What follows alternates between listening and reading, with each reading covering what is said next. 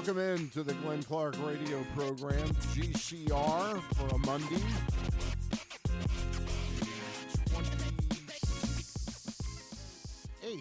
28th of July, right? The 28th of July? I wish it was. It That would make it Friday. It is the 24th of July. Today's the 24th of July. Yes. See, when I try and think of something like that very quick, it doesn't work very well. All right, we're on Monday the 24th.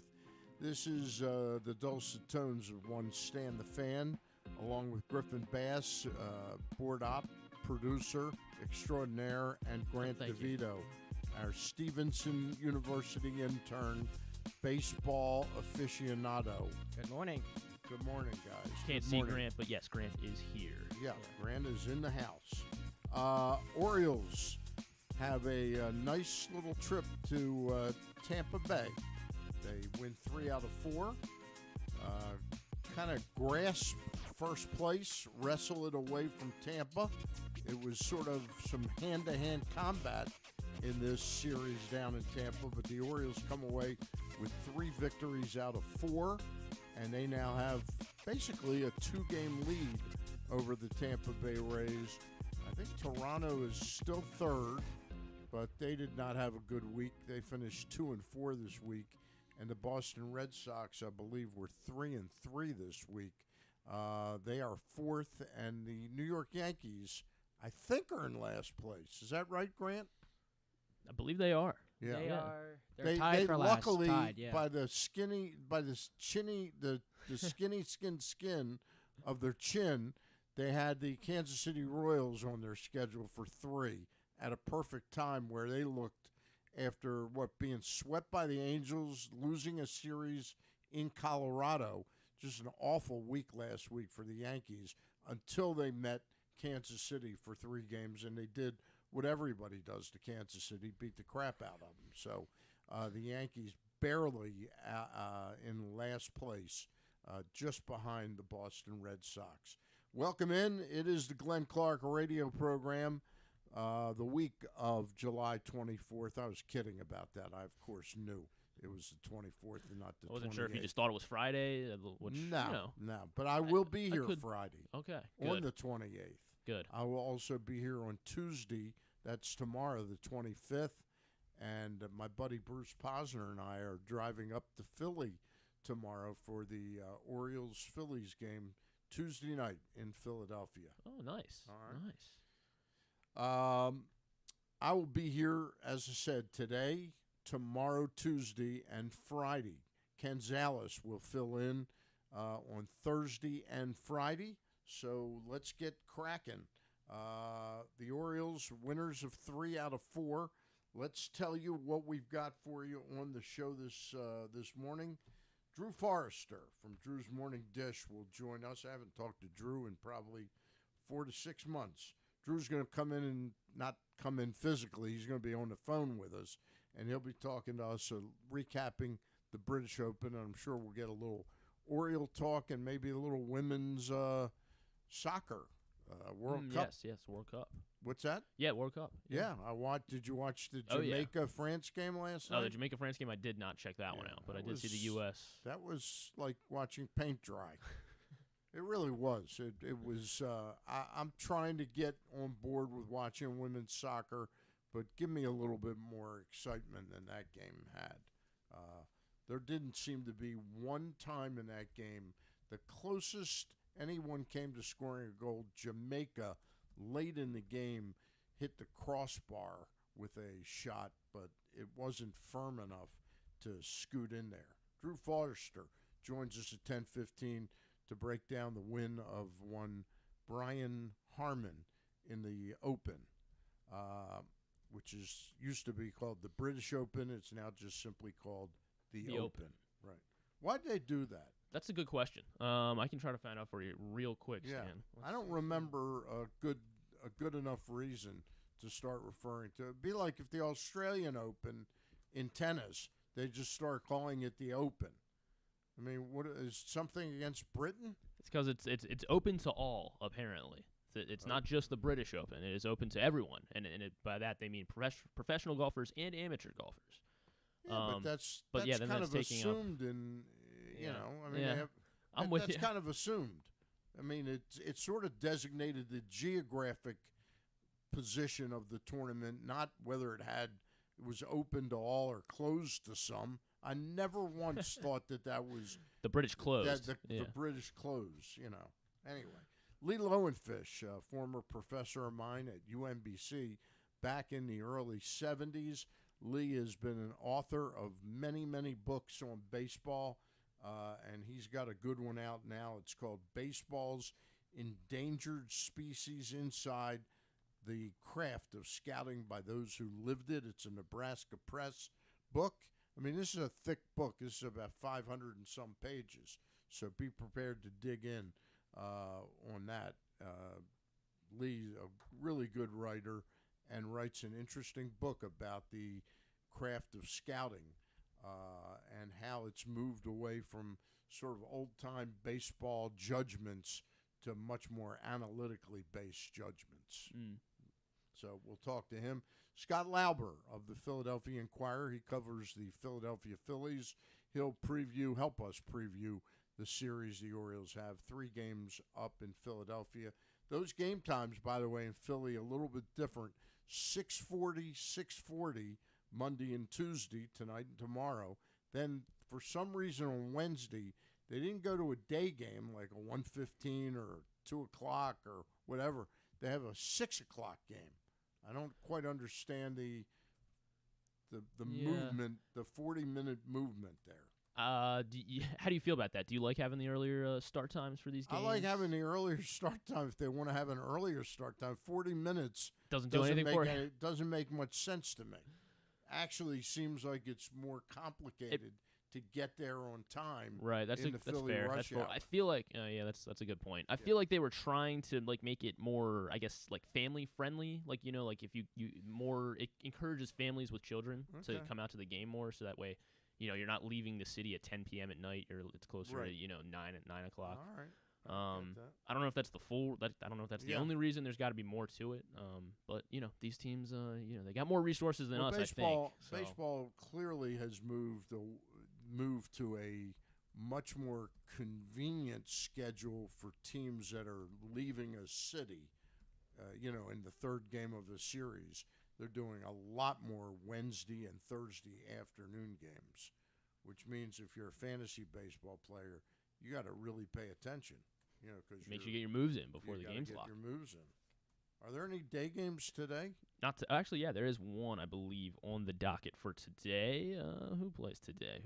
I see Giants and Tigers at 1. Ooh, yeah, that's a rough one. That's a makeup game, from a previous series. That's a rough game for the Giants. That's it. Yeah. It's a rough game for the Giants. Well, I mean, just because they're a West Coast team and they got to play at 10 o'clock local time. But they're coming from Washington, or 10 o'clock DC. Pacific time. Yeah, they are. They're coming from DC, but still. They had an awful week this week. No, they did. Logan Webb did not. He got tortured in his start. How often do you hear that happen? Yeah, Logan Webb not making it out of the second inning. I had the Giants. They had been they had moved back from 8 to 12, and this week the power rankings, which will be up around noon on PressBoxOnline.com. I have the Giants in a flat-footed tie, by the way, with the Arizona Diamondbacks. Both clubs 54 and 46. The Giants had this week, they played in Cincinnati. They swept the doubleheader, then lost the last 2 games of that series, and lost all 3 games at Washington. So they finished the week 2-5. Ooh. And that's not a good week when you're playing Washington. You're thinking 2 out of 3 minimum against minimum, and they got 0 there. So the Giants, who at one time were nip and tuck with Arizona and the Dodgers. Dodgers have had a fairly good week. They went 4-2. They beat the Orioles 2 out of 3, and they beat the Rangers 2 out of 3. So they are in first place by a couple games now. At one time, it looked like Arizona, the up-and-coming team, was going to grab that division. They did. They, at one time, had about a 3-game lead over the Dodgers, but they have come back to earth a little bit. And how about the Tampa Bay Rays? They have not had a great month. No, at all. No, they are 13-24 in their last 37 games. Wow. What do you think's happened to them, Grant? Well, aside from the loss of Drew Rasmussen and Jeffrey Springs. Yeah, losing them's big, but I think just the recent play overall on the field. I mean, Gunnar taking a triple on a routine base hit that arose arena. You should be keeping Gunnar on second on a play like that. And the fact that you're jogging to the ball, lobbing it in, hopping it to the cutoff man, and Gunnar's fast, and he saw that. I think plays like that and other mistakes they've been making on the field, just lazy baseball, kind of like suddenly, we got the East, we're the champs, we're the Rays. O's can't catch up, though. They sure did. Yeah. And because they're catching the Rays sleeping, and it's a play like that on a Rose Arena, who's better than what he proved on that play, and teams are going to exploit them for that, and that's why they're falling back. Yeah. It seems like when they're playing the Orioles now, they somehow think they're playing the Orioles of 2019 2 years ago, or 20, or 21. What was it, 21? We were 1-18 versus Tampa. That sounds right because it was one of those years. Yeah, and I think it was like one of the more recent ones. They still think that Rio Ruiz hit that single, not Gunnar Henderson. So anyway, that's a good breakdown on that's kind of what I see. The pitching, it starts part of. It's interesting too that they DFA Yanni Chirinos, and he just got claimed by the Atlanta Braves. So I think he's a good arm. Yeah, I don't know about letting him go, letting him walk like that. Yeah, but I wouldn't have yeah. minded taking a shot on him. So the Orioles, by the way, we're about a week away from the trade deadline, and we'll get into it in some detail today at 4 o'clock on my Monday Zoom, and we'll let you know that I've changed the format for my weekly shows. Now every Monday at 6 p.m., I'll be joined by former Oriole pitcher Ross Grimsley. That was already occurring, and Pressbox managing editor Luke Jackson to break down the latest with the Birds. We'll talk about the trade deadline and what the Orioles and Mike Elias need to accomplish at this trade deadline. Then on Thursdays, every Thursday night, myself and Gary Stein will chat with a different newsmaker from the world of sports.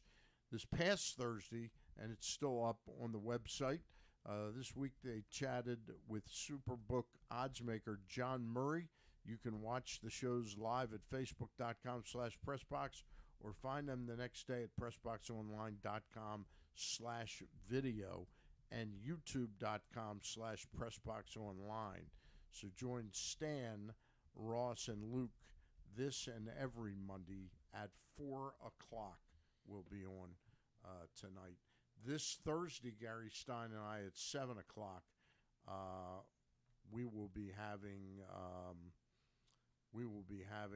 on Rob Ambrose, the head that's coach a good one. of Towson, the former football head coach of Towson University. Anyway, we move onward and upward on the program. Drew Forrester is going to come in just a bit and break down the British Open. Wasn't a lot of drama, Griff, in the British Open. Brian Harman kind of took the lead late on or midway through Saturday and just cruised to an easy victory. So that is, and we're hooking up with Drew momentarily right now. And is Drew there? Drew Forrester joins us from Drew's Morning Dish. Drew, long time no talk to. Yeah, I'm up in beautiful New Jersey. What does that mean? You moved there? No. Not yet. I haven't been chased out yet. Yeah. What are you doing up in New Jersey? Playing in a golf tournament, and there's a certain baseball team playing in Philly tonight too. Don't forget. Yeah. So you'll be there. You'll be there. Yes, sir. All right. Are you going to be there tomorrow night? No. Okay. No, just today or tonight. I'll be driving up with Bruce Posner tomorrow. We bought tickets about 3 weeks ago. Yeah, we'll be up there, and we'll see Kyle Gibson against Tejan Walker. You better start saving your money for October, buddy. I'll take advantage of my press credential, and I'm not going to be dabbling in that. By the way, did you notice that the Orioles have done exactly what they did back in 2014. You need to buy a season ticket package. Oh, I know. Called the Bird Club membership of some content, either a 13-game plan or a partial plan of 26 games in order to lock in your postseason games. But the Orioles made one fatal flaw after 2015 when they had all those people buy the postseason tickets the year before. They never resold them. They didn't really do a good job at bringing those people back. Well, we had a mini plan for several years, not just because of that, but Ethan, my son, was growing up, and we were going to games, and everyone's doing it now, right? This whole, hey, you got to buy a season ticket, or you got to put money down if you want to come to the playoffs, and particularly with this team. I mean, it would be different if I don't know that trick works in New York, where the Yankees make it every year, or in hockey, it doesn't really work with the Capitals because they're in the playoffs every year except last year. But it might work now because the Orioles haven't been, they haven't been in the playoffs since 16, and they haven't had I would say, somebody asked me this the other day, I think this is the first time since 2014 where you've thought like, you know what, things go right for us. We could be playing in the World Series. And other than 14, it's been since the late 90s since we thought that. So this is a totally a new feeling. Yeah. It's interesting, though, when you talk about that plan. To me, that plan of sort of coercing, you're making a slight coercion there that you have to buy a season ticket for next year of some value in order to get the postseason tickets. The goal there is to build up your season ticket base. I don't know if the club now, if clubs value a season ticket base the way they did 30 or 20 years ago, Drew. Well, I don't know that they value it, but certainly when you look at the crowds the Orioles have had this year, despite how well they've played and despite everything that's happened, their weeknight numbers are still pretty lousy. They're in the bottom third of attendance in the league. I would have expected. I'm not expecting 24,000 to go out every Monday, Tuesday, Wednesday, Thursday, but I would think they could be drawing somewhere in the 16 to 18 range almost every night. And that is where the season ticket base does help. Yeah, no question about it.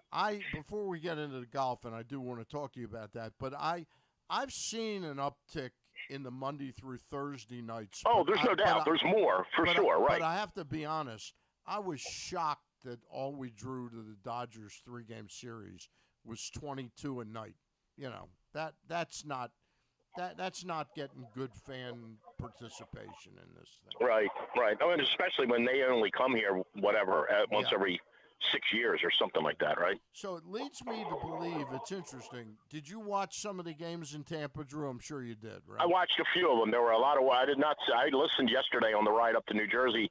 I listened to the Rays broadcast and listened to Andy Fried and his partner complain about how much the Orioles dominated them, but I did watch some Friday and Saturday. Right. It was pretty amazing to watch how many Baltimore Oriole fans were in attendance, and it led me, and I wrote something about it as part of my Monday commentary that I do on our website. It's not up yet. It'll be up around noon along with my baseball power rankings. But it led me to make a supposition that not all those fans flew down to Tampa and said, let's go. I mean, there were certainly some that did, but I think there's an awful lot of transplants to Sarasota and Tampa that are showing up whenever the Orioles are good and they play. And I think there's an awful lot of people, those are transplants from Baltimore that have moved down there. And I think that the Orioles have done such a terrific job in Sarasota building this bond with Sarasota. I think there are a lot of Sarasodians have taken up rooting for the Orioles. And I would check all of those. Yeah, I would check every one of those boxes off. I think, look, this wasn't a Ravens away game. There weren't 5,000 people there, but there were a few hundred people in the stands, which I think represents, when you're in Tampa, Florida in the middle of July or late July, that represents a lot of people, right? To get on a plane and fly down there, or, as you said, to say, hey, you know what we're going to do this weekend? we're going to go up to Tampa and watch the Orioles. I think that really does say something for sure. Yeah.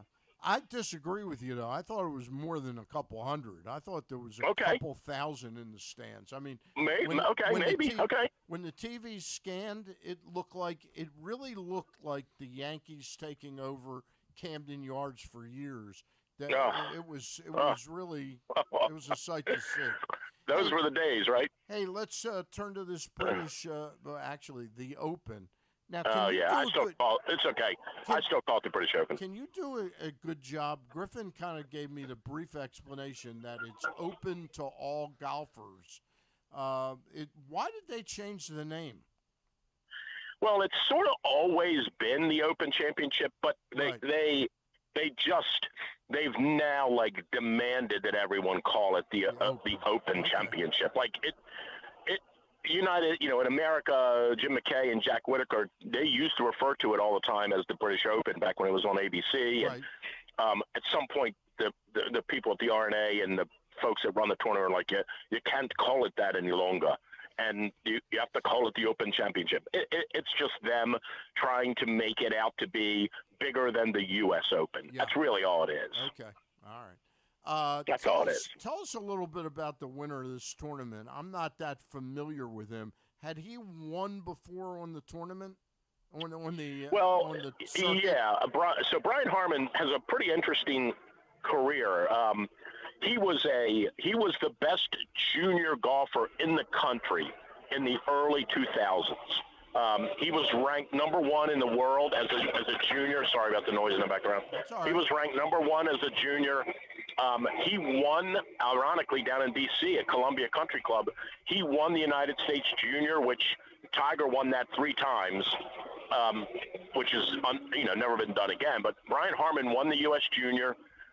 He then was a scholarship golfer at the University of Georgia. He signed with them as a 10th grader, which is also unheard of.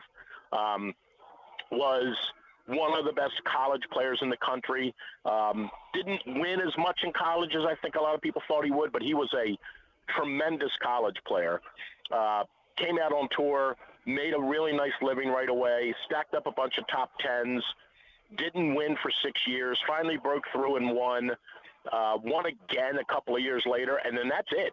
He's only won 2 times before this weekend, but he has amassed the 3rd most top 10s in all of golf since 2015. Really? So he's been a moneymaker and a guy who has put together. He's made $30 million. He's had a very, very nice career. He'll never look at the menu again and worry about the price of anything. But he hasn't won as much as everyone thought. But this was a career-defining moment for him, obviously, because it really kind of punctuates what he's done in his 14 years as a pro.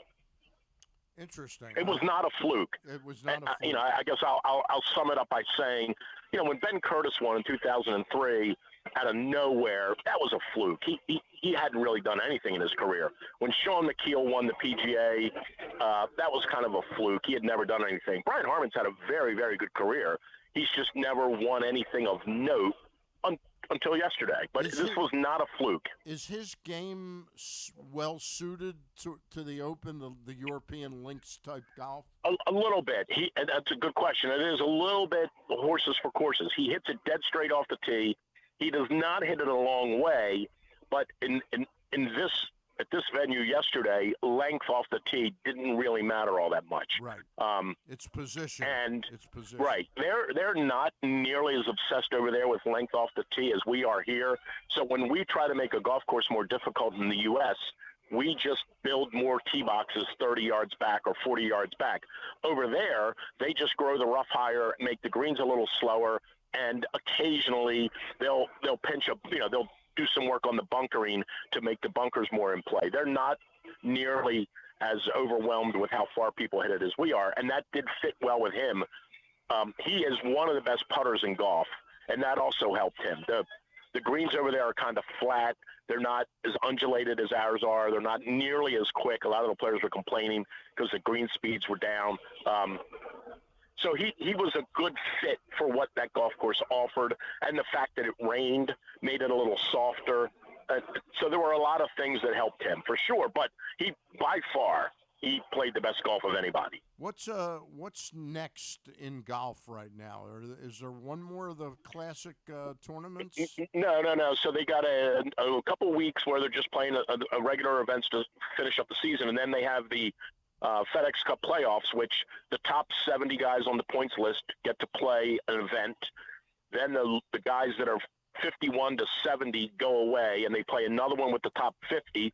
And then the 31 to 50 go away, and the top 30 play in the Tour Championship. So there are 3 significant tournaments left with huge purses, and then they have the Ryder. Then we have the Ryder Cup at the end of September, which is, that ends the season, and that's really, it's a biannual event. We have not won in Europe in 30 years, so this is this one's a big one. We have a good team. There's some of the tried and true guys like DeChambeau and Dustin Johnson and Justin Thomas probably aren't going to be on the team. And you're going to have guys like Wyndham Clark and Brian Harman who have never been on the team who are going to be on the team. But this one's going to be one for the ages, I think, in terms of the Ryder Cup, because we have not won on foreign soil in 30 years. Now, is that played the links type of golf? This one is in Rome. Okay. I'm not very familiar with the golf course, but this one is played in Italy.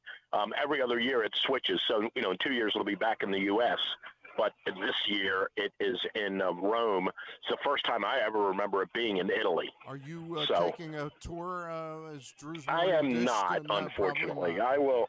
I'll be watching it from the comfort of the Eagles Nest dining room, probably. All right, sounds good. How's your game these days? Not bad for an old guy. I'm competing today in the U.S. Senior Amateur Qualifier up in New Jersey. My son Ethan is caddying, and we're having breakfast and getting ready to go tackle it. Well, I appreciate you taking some time. I've got just a couple minutes, and I want to take advantage of having you on. Haven't talked to you since the controversial merger of the PGA and Live Golf. First of all, did it shock the crap out of you?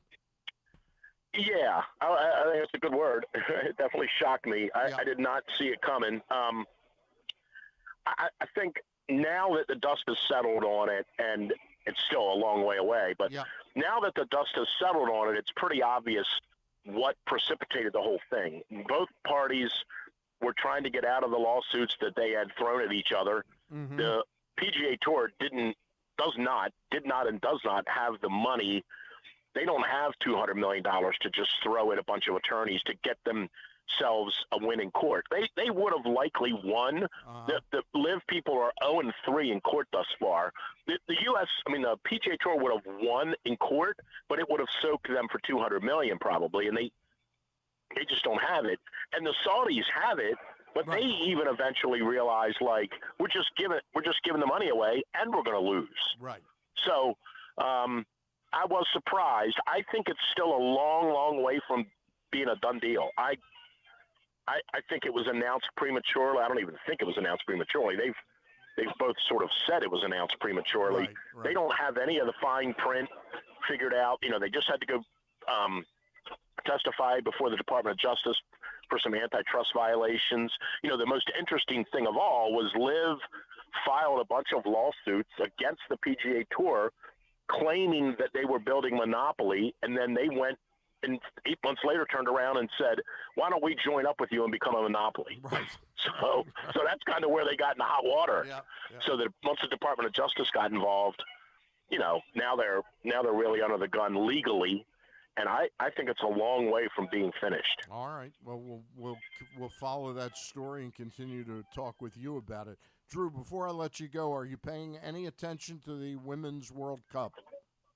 A little bit. I did see the first half the other night. They were up 2-0. It looked like they could have won 5-0 or 6-0 if they wanted to. I don't think this team is as strong as they've been. Well, they're not as strong as they've been in the past. I think it's going to be a fight for them to win.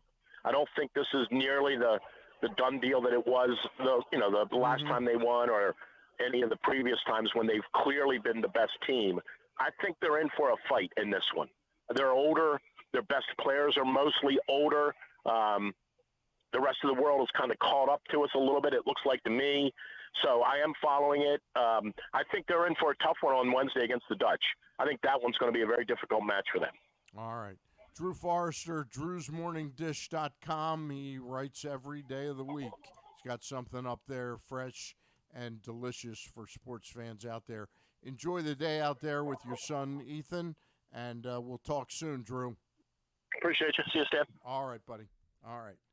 The Toyota Tacoma comes in a range of models and trim lines. You can choose the perfect Tacoma to reflect your unique personality and driving habits. Check out buyatoyota.com for deals on a new Tacoma from your local Toyota dealer today.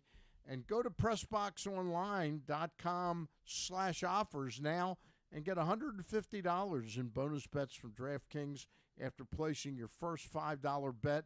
See this and other great sportsbook offers at PressBoxOnline.com/offers.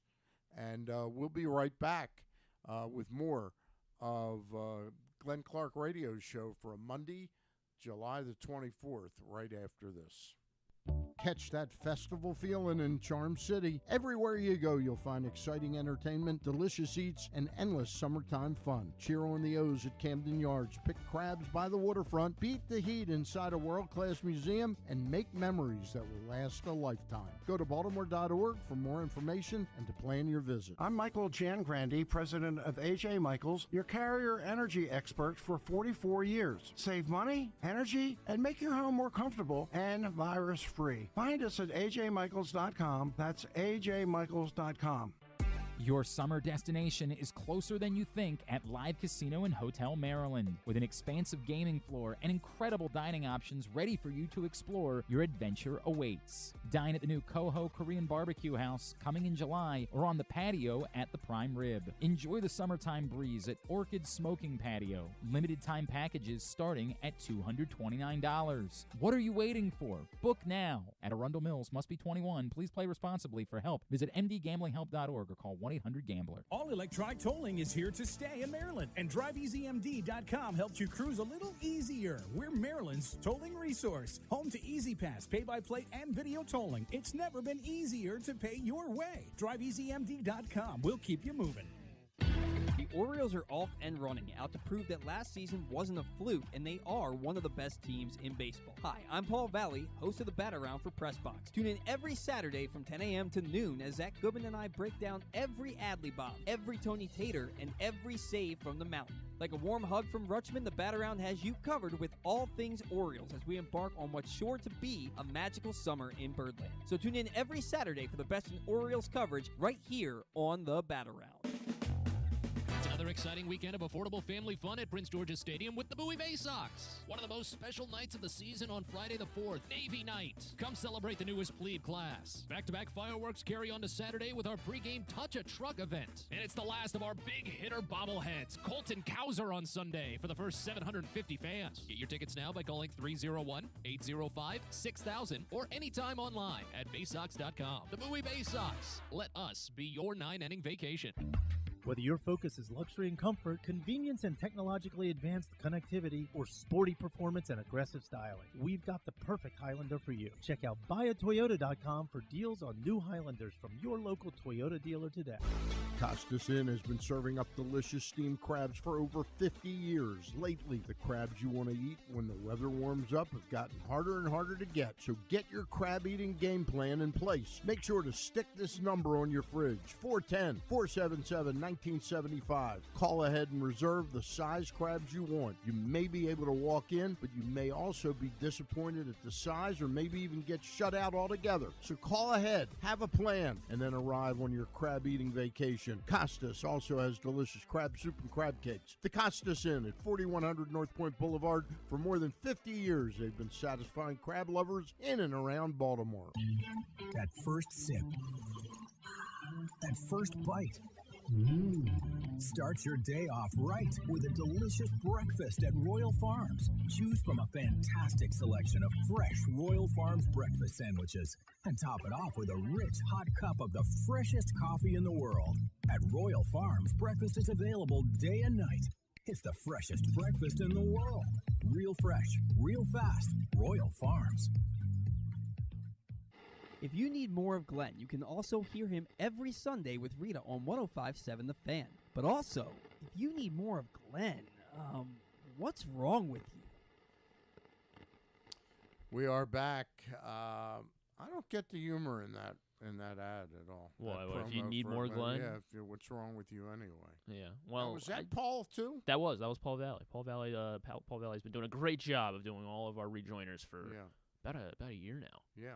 All right. We are back on the Glenn Clark radio program. Stan the Fan, along with Griffin Bass, producer extraordinaire of the program, and Grant DeVivo. Too nice. Stevenson, intern, baseball aficionado. And, guys, I thought we'd kick around sort of the division races and what teams need at the wire, the trade deadline. We'll start with the American League East, but let's go through it a little bit. The Orioles now have a 2-game lead over Tampa. We're up 6.5 over Toronto.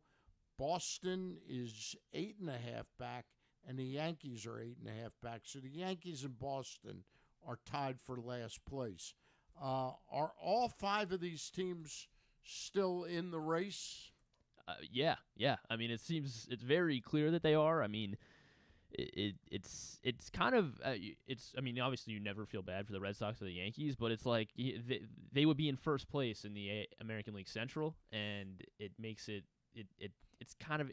feels really awkward just the way it's playing out. And the Orioles have been very fortunate that they've played so well against they just proved it in division, won 3 of 4 in Tampa Bay.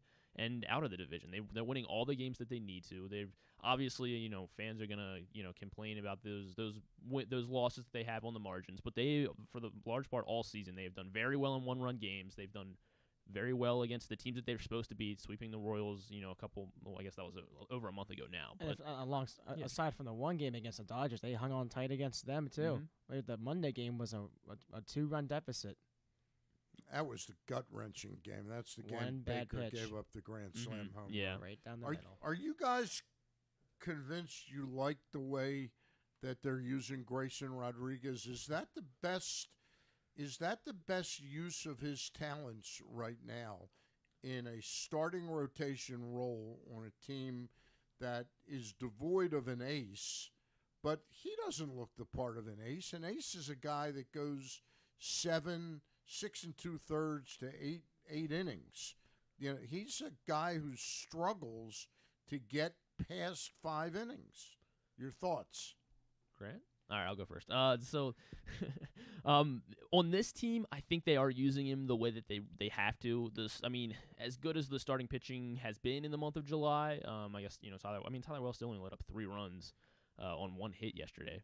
But as good as the starting pitching has been this month, they still need a lot of help there. They're far from, you're not going to point at the Orioles and be like that is a rotation that is going to carry you through October. It can definitely get you to October. But here's the point.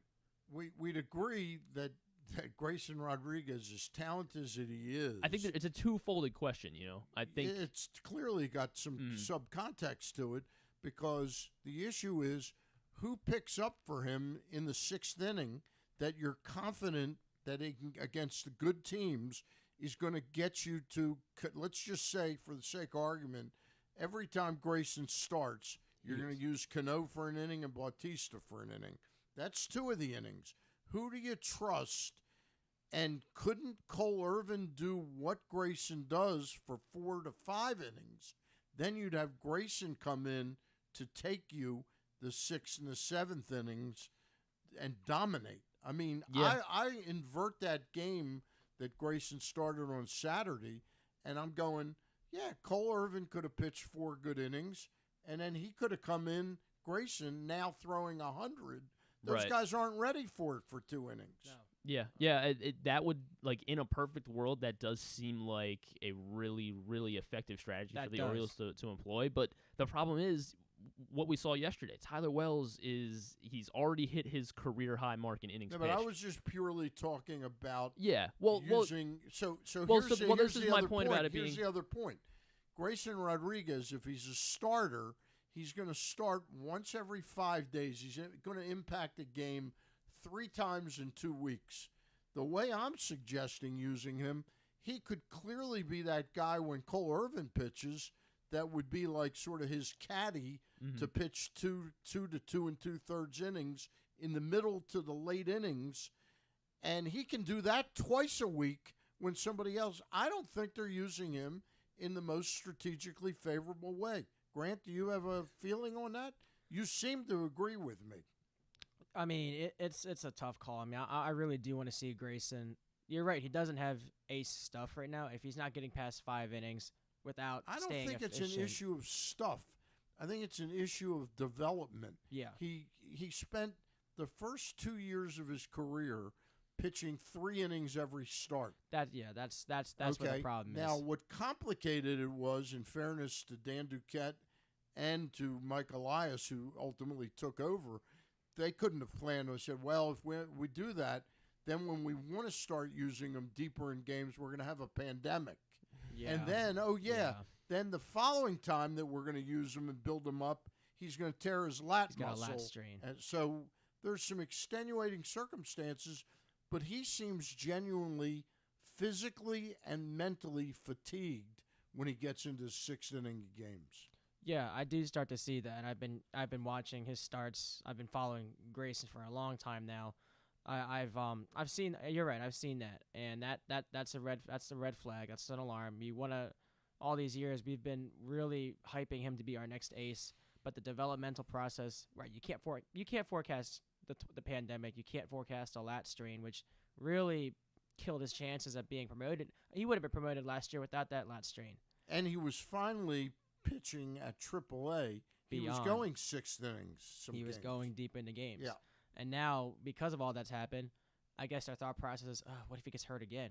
We have to put a cap on him. We have to X, Y, and Z. But yes, he is getting tired towards that 80 pitch mark, 6th, 7th inning. He starts walking guys. He loses touch with his fastball. No, it's not the 6th or 7th inning. It's the 5th and 6th inning. It can be the 5th, yes. Yeah. And that, especially that 5th inning too, that's worrisome. So what the developmental process is going forward, I don't know what it's going to be. And let me just jump in and ask you both further. So Grant sort of understands what I'm saying. Yeah, no, I understand what you're saying too. I understand what you're saying too. You understand it too. My problem is, but though, here's the other issue. He where's the not pitch count, the innings number that you're comfortable pitching, and the way I'm talking about using him, you could clearly parcel him out, and he could still be used in the postseason.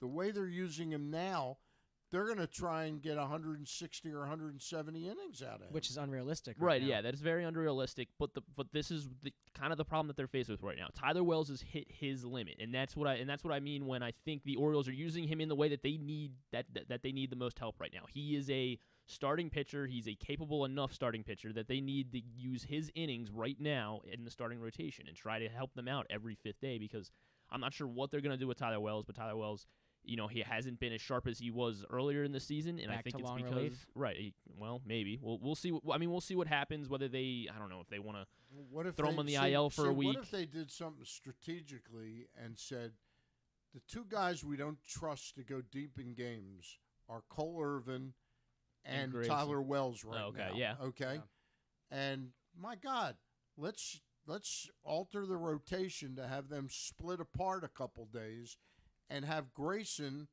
piggyback both of them by pitching 2 to 3 innings of dominant relief. Instead of calling him the opener, he's the caddy or whatever you want to call it. And he could fit that role really well. I mean, you're facing Cole Irvin or even Wells. I mean, Wells is 95, 96 mile per hour. Cole Irvin's like 91, 92. Right. With he throws. He's a junk ball pitcher. He's mixing in stuff. Right. You get Grayson coming in at 98. He topped out at 101 on Mondays. The first pitch of the ball game against the Dodgers, 101. Yeah. Now you got to put your foot down early and adjust. Will hitters do that against a guy they haven't seen before? I don't see them doing very well against him in a 2 to 3 burst. And that could be a factor. You want to reach the postseason. You want to get in the postseason and win postseason games. there you go. He might be that bullpen factor that you They'd need. be using him the way the Rays used David Price when he was in the same situation. I remember that. Yeah. And I'm with you. But the problem is there's that. What's that fifth day of the rotation look like then? So if you go Kramer, Bradish, and Gibson, you expect to get full starts from them, which 6 to 7. I mean, 6. Yeah, 6 innings. And if you get 6+, you're thrilled. Yeah, you better get 6, I guess is what we should be saying. But then your fourth day is going to be a Cole Irvin Grayson piggyback day, and then your fifth day. So what's your fifth day going to be? Because this Tyler Wells thing is it would be a Wells like. How far? We talk about how comfortable we are with Grayson Rodriguez hitting his innings limit. How comfortable are we with Tyler Wells as he has already passed his career? 3 to 4 innings, I'm pretty comfortable with him. Okay, and then who's picking up him? I guess Grayson. Austin. In other words, I'm talking about you wouldn't have them go back to back in the rotation. Yeah, okay. You'd have them a couple days apart. You'd have to be strategic about it. Now, this brings me up. We were supposed to go over every team, and we're stuck on the Orioles. Lee Lowenfish, by the way, the author of Baseball's Endangered Species Inside the Craft of Scouting by Those Who Lived It, is going to join us at 11 o'clock. Let's get to the deadline, and Ross and I and Luke are going to talk about this. I'm now convinced that they do, because they're not going to do what I'm suggesting. I'm convinced they really must trade for a starting pitcher and another relief pitcher. Yeah. Are we all on board on that? I'm definitely on board with that. I think it's maybe more imperative. Like, I think they can scrounge up, enough start, whether that's, some starter that they claim off waivers. Yeah. We just talked about Yanni Chirinos hitting. That could have worked. Hitting, and he can hitting start waivers. And come out of the bullpen. That's a very versatile guy. Right. Well, he's not available now, but there's got to be. There's another guy that's going to be. There's another guy that I'm sure will pop up, and whether I don't know. Who knows what the Marlins are going to do? But Johnny Cueto could potentially. I'm not sure if the Marlins are going to sell now, but they're still in it, so it's, I don't see them selling. Yeah. Well, if it's a guy like Johnny Cueto, who knows? Yeah. But I think he looked good the other night. Yeah, he did. Yeah, he did. So I can see them trying to find another starter kind of on the margins. I don't think it's going to be a big, sexy, Dylan Cease or Corbin Burns, not yet, or even a Jordan Montgomery maybe. I don't even see that happening. But I do think they need to go. I don't know what all in means for a reliever, but I think they need to go in and get a legit back end of the bullpen guy, because right now, they have Felix Bautista, and he is the best reliever in baseball right now. Yeah. And then after that, you are really really shaky. The same confidence level in Cano that I had 3-4 weeks ago. Yeah, I know. Yeah, I'm with you on that. His best game in a month was the World Series and yesterday. Those are his 2 best innings of pitching in the last month. All right. Do you prioritize the bullpen arm on top of the starter, or do you? And I agree with you. I don't think we're getting Corbin Burns. First of all, the players that we're talking about, other than Giolito, their teams are in races too. Milwaukee's not giving up Corbin Burns. San Diego said they wanted to sell. They're open to selling Blake Snell and Hader. So Blake Snell. That's surprising. Yes. I thought that's the guy you build around in that rotation. I can't stand his personality, but he has been pitching phenomenally this year. Yeah. He started off. Yeah, he started off the month of April. He wasn't as great, and since then he's been dialed in. Really right. 2.67 ERA with a 1.2 WHIP. Yeah, that's good. What's his length of contract control? Did he sign an? He signed an extension with San Diego, didn't he? He's a free agent next season. Oh, he is a free agent. Yeah. He's a free agent after this year? Not after this year, after 24. After 24. Because he's being paid $50 million over 5 years right now. Okay. He's making $50 over 5 years? Yes. Yeah, he's in the fifth year. $10 million a year. He's an unrestricted free agent. So you got to figure in 24 he's going to after 24 he's going to get $20 million a year. Yeah, 20 to 23 million. He's going to be 31 this next season. So he will be a free agent this winter. So that he would be a rental. Blake Snell would be. Oh. Okay. Yeah. Okay. Yeah. All right. The way Grant explained it, I thought he was a free agent after the 24th. What I'm looking at is that he is an unrestricted free agent. Okay. This So winter. my bad. Yeah. Okay. Yeah. So that would maybe bring the price down on him a little bit, but again, I still they're don't not going to see get a lot for 2 months of Blake Snell, unless it's a team like, let's say, the Yankees decide to go all in, and they'll blow us they'll out. Sign him. Yeah, they will sign him. Maybe the San Francisco Giants would but I doubt that they'd want to trade him in the division. So, interesting. What reliever is on your wish list, Stan? Well, I've been pretty upfront about it, and I still would not be upset if they got 2 more relievers. Maybe not a top tier guy, but thinking, 2 middle guys.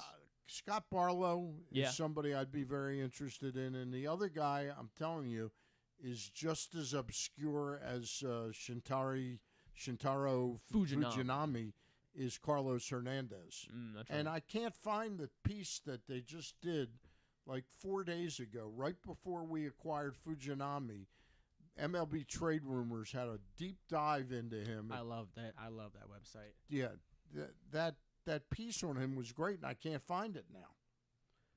The breakout Royals reliever should draw in trade interest. What's that? Breakout Royals reliever should draw trade interest. Yes, from Steve Adams, and it makes it sound like it's going to be about Scott Barlow at the beginning, but it's a deep dive, like 6 paragraphs on Carlos Hernandez, and it backs up exactly what I'm saying about him. Saying his stuff's similar to Jahan Duran, Jordan Hicks, Felix Bautista. Yeah. I mean, that's a potentially great arm there. Yeah, and especially the way the Orioles have developed. I'm not sure Kansas City views him that way. Yeah, especially the way the Orioles have developed those bullpen arms. That's why I was really excited about the Fujinami trade, even though he has had a really rough year with Oakland and obviously rough 2 appearances with the Orioles now. I'm mildly confident that he will end up panning out. But it's a big difference. You know, we stat freaks, we like to look at the 16 games that he just has pitched, where he only gave up, I think, 3 earned runs in 16 appearances. Yeah. Struck out 18 over 16 innings. But those games were most likely games that he entered where Oakland was behind by 5 runs. You know, there's a lot different. It's a lot different for a young pitcher, inexperienced, to come into games that mean nothing Tampa Bay versus coming in against Tampa Bay, battling for first place. Yeah, I just, that was my one fear about Fujinami, is he's not up to the task of pitching in a pennant race, which is that's a risk. Yeah, it is a risk. I mean, he's young in his Major League Baseball career, so he can certainly figure it out. And hopefully, you're right. Is with another, I mean, I don't want to say month because we kind of need him to figure out now, but yeah, with another couple weeks, hopefully he gets a lot more comfortable pitching in. I thought it was very interesting the way Brandon brought him in the second time. Yeah, where he brought him in after Cano. Yeah. Don't you want to have him pitching in front of Cano so the guy that's a little bit more experienced can come in and bail him out? Because it's at a time of the game where if he blows it, you're going to be tied. And you're going to end up wasting relievers. Was that? Oh, yeah, that was Saturday. That was Saturday. Yeah. I mean, it was. It just didn't seem like he really had. I guess the other option would have been Ciano Perez, who they did eventually bring in. But maybe it was. He wanted to see what we got with this guy Fujinami, and he didn't. In that instance, he did not come through and live up to it. But I guess it panned out because they did end up winning Saturday. So. You can't blame him too much, I guess. But yeah, Fujinami, I'm excited to see how they kind of develop him over the next couple weeks. How long of a leash, I guess, the Orioles really give him. Given obviously the stake of these games, but also how shallow the bullpen is currently right now, because you have Bautista and then Coulomb and Cano you're pretty confident in, Bauman you're pretty confident in, and then after that it's a very big drop off. Even after the drop-off from Bautista. I like some of the names. Look at the stats and stuff right now. I like some of the reliever names on the Angels right now. I don't know. Now, obviously, we don't know if they're going to sell it out and try and make a push, but do you look at maybe like a Carlos Estevez with 41 games, 2.03 ERA? Again, Matt Moore even. I mean, a little older, but, left-handed option. Well, Matt Moore would be a terrific option. I don't see the Angels trading Carlos Estevez. No. They've got him now. They acquired him to be their closer for the few years to come. Yeah. Yeah. But somebody like Matt Moore even would Matt Moore really would nice. be a terrific option to pick up. Again, you wouldn't have to give up an arm and a leg for him. If there's an you look what we gave up for Fujinami, that was not a particularly expensive ask. Yeah. Somebody like you said, maybe like a John Rhodes or even like a Billy Cook in return for a rental like Loop, not Loop, Matt Moore, somebody else out there. Loop wouldn't be terrible. You know, I've always wondered what Loop could do with with that left field wall in Baltimore. He's not going to give up much in the way of home runs. And that's a weird arm angle too. Yeah, he's an interesting guy. With So Loop or Moore would be good for me. Again, will they want to sell them? I don't know, because that all depends on what happens here in the next week or so. They've got bigger fish to fry. The Angels, besides, they're going to decide. What do you think they'll decide with Ohtani? I think. I don't think anyone's going to give up what they expect and should get. Oh, they want for everything. Him. Yeah, I don't think anyone's going to give that up. So I feel like he plays out the season with the Angels. I know. And as unfortunate as it is for the Angels, realistically, I think the right move is to let him go, let him trade, not let him walk in free agency, but let him trade him. I mean, Trout's on the IL until I think they got to go. I think they got to go all in, and the Angels have kind of proven that they will go all in and try to sign these big time guys, and I think that's what they got to do. And they might end up losing, but I think they have. I don't think they have a choice. I don't think they have a choice. If you lose them, all you get is a draft pick. Mm-hmm. I don't see them gambling with that. So you think they do? You think they make a move? Here's what I think. I think they try and trade him to the San Francisco Giants because the Giants have the money and the capability of re-signing him. So that way, you're dealing with a team that's going confident to give you. That's going to give you the most you can possibly get. They'll cry poor. Well, we don't know that we can sign them, so we'll only give up these 2 players. And then the bottom line is they'll extract the most from the San Francisco Giants. So in that case, someone like Kyle Harrison's going the opposite way, or Marco Luciano. Luis Matos. Yes. You guys know that better than I do. I'm not up on the Giants prospects right now. Yeah, I saw Although Harrison's pretty. Yeah. I mean, he's a great prospect. He would be. I think they could get him in a deal because I think the Giants. Look, they made a run at Judge. They made a serious run at Judge. They were willing to pay the price. Arson Judge. They know what this guy is worth. He's worth $55 million a year. Mm-hmm. You might want to get the $5 million discount by saying, "Well, we can't pay you $60 million because we can't afford 2 $30 million players." Oh, but 2 $27.5 million. We'll give you $55 million for 5 years. And it seems like he enjoys the West Coast. Shohei enjoys the West Coast. I think he'd love San Francisco. Mm-hmm. Yeah, he likes that California sort of feel. Yeah. Mm-hmm. I think his heart is in becoming a Dodger, but I think he could quickly change his heart and play for San Francisco. So that's my thought. I think they do trade him. I don't think there's a world in which Artie Moreno is going to pay a player $60 million. Yeah. Really? After going all in on Rendon and Pujols, and obviously and never panned out. Look what he's gotten. Well, why is he? He keeps doing it. Look what he's gotten out of Pujols after 5 years. The last 5 years were terrible. Yeah. Look what he got out of Josh Hamilton after about a year and a half. He got nothing. And now he sees it with Rendon. So you think he's learning his lesson? I feel like he's not learning his lesson. He's just like, one of these is going to hit. I think first of all, I think he's a pretty terrible owner. From everything I read. Clearly they have not had a winning season. Numbers there are terrible. Yeah, they haven't had a winning. They have the 2 best players in baseball, and they can't win. Yeah. So, you think now's a good time to take a break, Stan? We can take a break. All right. We'll be joined by Lee Lowenfish momentarily. He's written a new book, Baseball's Endangered Species Inside the Craft of Scouting by Those Who Lived It. We'll talk with Lee Lowenfish when we get back on the Glenn Clark Radio Show. Hike to new heights. The best view is yours in Washington County. Our iconic scenic overlooks provide some of the most breathtaking vistas in the Mid-Atlantic. Some are very easy walks, some can be driven to, and some are the payoff for a moderate to difficult hike. All are near quaint small towns that offer great dining, shopping, hiking gear, and more. Explore our 5 national parks for iconic vistas and wineries with breathtaking views. Visit our quaint historic towns and make your stay unforgettable. Learn more at visithagerstown.com. Maryland, be open. Maryland drivers, did you know you can save up to 77% on tolls with an Easy Pass Maryland discount plan? That's right, 77%. It's never been easier. Pick the plan that's right for you at driveezmd.com. We'll keep you moving. It's a Maryland thing you wouldn't understand. Where the waves meet the shore, you will find Dorchester County. Hi, this is Jimmy Charles. When I think of Maryland, I think Dorchester County on the eastern shore where it's open for making memories. Dorchester County, it's a Maryland thing. For more info, visit www.visitdorchester.org. It's a Maryland thing. Hell yeah. It's a Maryland thing. Hell yeah. The All-America Senior Game powered by New Balance will be back at Johns Hopkins Homewood Field on July 29th. The most decorated girls and boys lacrosse players in the country have been invited to play in what is the premier lacrosse event of the year. Every college coach wants their players in this game, and if you dream of being in this game, you start by trying out for one of your regional underclass teams this summer.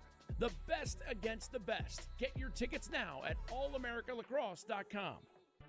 Your summer destination is closer than you think at Live Casino and Hotel Maryland. With an expansive gaming floor and incredible dining options ready for you to explore, your adventure awaits. Dine at the new Coho Korean Barbecue House coming in July or on the patio at the Prime Rib. Enjoy the summertime breeze at Orchid Smoking Patio. Limited time packages starting at $229. What are you waiting for? Book now. At Arundel Mills, must be 21. Please play responsibly. For help, visit mdgamblinghelp.org or call 1-800-GAMBLER.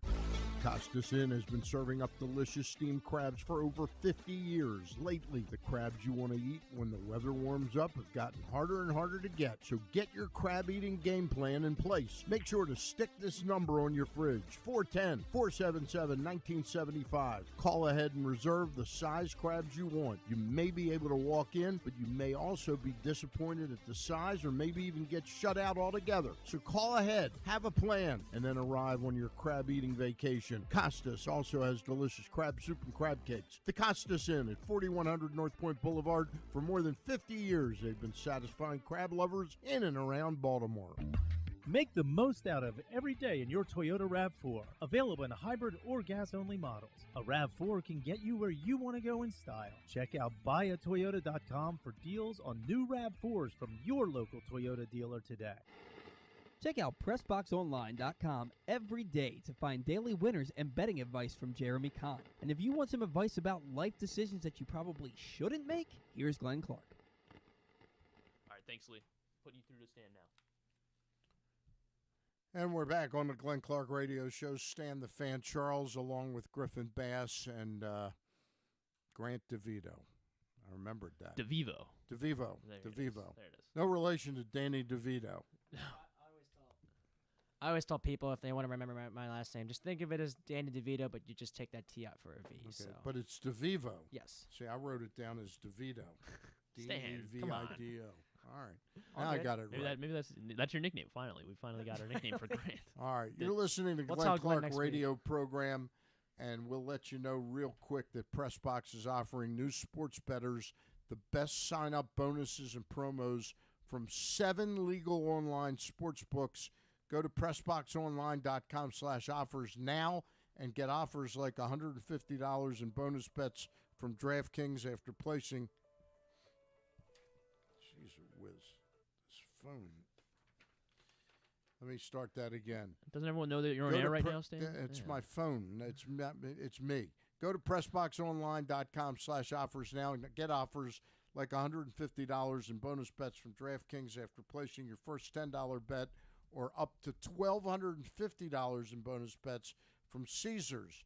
Time is limited. To get the best offers from all of the sports books, go to PressBoxOnline.com/offers and sign up today. All right, a sure bet is if you're a baseball fan, you will love this book, the new book written by my friend and former professor at UMBC back in the early 70s. That means he and I are both old. That's Lee Lowenfish, who's written Baseball's Endangered Species, Inside the Craft of Scouting by Those Who Lived It. That's Lee Lowenfish. Lee, how are you, my friend? Well, I'm with the glow of being, my life is enhanced by the fact that I have 23 games over 500. I never expected it. I'm a little upset with the MLB extra innings package because I couldn't see the game yesterday. I called up, and they evidently was Bally Sports in Tampa Bay, and that doesn't work with MLB. But I was following things on my phone, and the Orioles were great when I first met you because they had a really good scouting and player development department. I mean, you can't win without those two groups being on the same page. And so now it looks like I've been critical and impatient about what the group in charge now was doing, but I have no complaints. I hope they can finish the deal, and it's really great to be alive and happy and hopeful at this time of year if you're an Orioles fan. Refresh my memory, Lee. Why you're from New York? You live there now. You've lived there back. I think you've probably lived there the last 40 years or so. Correct? More. Well, my first teaching job out of grad school was Baltimore. I taught at Goucher, and that's where I first got to see the Orioles regularly. And then, and when I started getting into them, they had a great record against the Yankees starting, and I've never been a Yankee fan. I've respect them, and certainly one of the largest chapters in my new book is a testament to their scouting department, which was tremendous. They had the advantage of Rupert's money, and a lot of kids wanted to play for the Yankees, but they had to make the right choices, and they did. My question really was, what caused you to root for the Orioles? George Steinbrenner didn't own the Yankees yet, did he? When you started rooting for the Orioles? I mean, and I know a lot of principal baseball fans who liked the Yankees because of they had Lazzari and then DiMaggio for the Italian American fan, and that was pretty rare at the time. But no, the Orioles even before Weaver, or actually I think I got to Baltimore just about the same time Earl Weaver did. He arrived maybe a month before me, and then I got to know him a little bit. I think one of the great moments of my life as a writer was I met Rifkin. I met Weaver in spring training, and my first book had come out about the reserve system and how unfair it was to most players. And then I gave a copy of the book to Phil Izzo, who was the press secretary at the time. The next day, I meet Weaver. He was a traveling secretary. Exactly. Yeah. And I met Weaver the next day, and I said, "Did you get my book?" And he said, "Oh, you mean Broken Diamond?" Because the cover of the first edition had a picture of an infield that was separated because it was players versus owners. Right. And I couldn't believe Weaver had started to read the book. And he tells Cal Ripken Sr., "Can you believe Connie Mack and Clark Griffiths were in unions when they started?" And actually, the American League called itself, the Rebellious League, because they broke away from the National League monopoly. So, I've followed this as both a subject to study and as a passion in my life for far more than half my life. And being an Oriole fan, and a team that held the Yankees at bay, those are two very powerful life forces in me, Stan. And so I stayed through all these bad years, even, calling them the Warioles in recent years. But now they are the Warioles, and obviously we need a little more help in the lineup and also in the bullpen. But I mean, it's really been a great run so far. Yeah, it really has. It really has. So let's dig in a little bit to this newest book, Baseball's Endangered Species, Inside the Craft of Scouting by Those Who Lived It. You started out, I'm sure, like any author, you started out with an idea where it would go, but you didn't know exactly where it would go. Are you ultimately a modernist or an old-timer, or do you see the wisdom in both sides? Well, I call myself a lively dinosaur. and I think I emphasized the lively. You know, my prior book was a big book on Branch Rickey, and that's where I got really into scouting and deeply into it. I had met scouts before I got into the Rickey book, but getting into that, meeting some of his scouts and meeting his family, I mean, he was all about player development, and he always stressed that his farm system, which existed in very rudimentary form before he started building it with the Browns before World War I, and then after with the Cardinals. I mean, he always said you needed the tryout. The tryout camp was the father of the farm system, because you only learn this game by playing and losing and then winning. And I mean, I think so. In that sense, I'm an old guard person. But I'm sure if Rickey were alive, and he died in 1965, well, almost poetically giving a speech on courage, spiritual and physical. If he were alive today, I mean, he would love all the new information.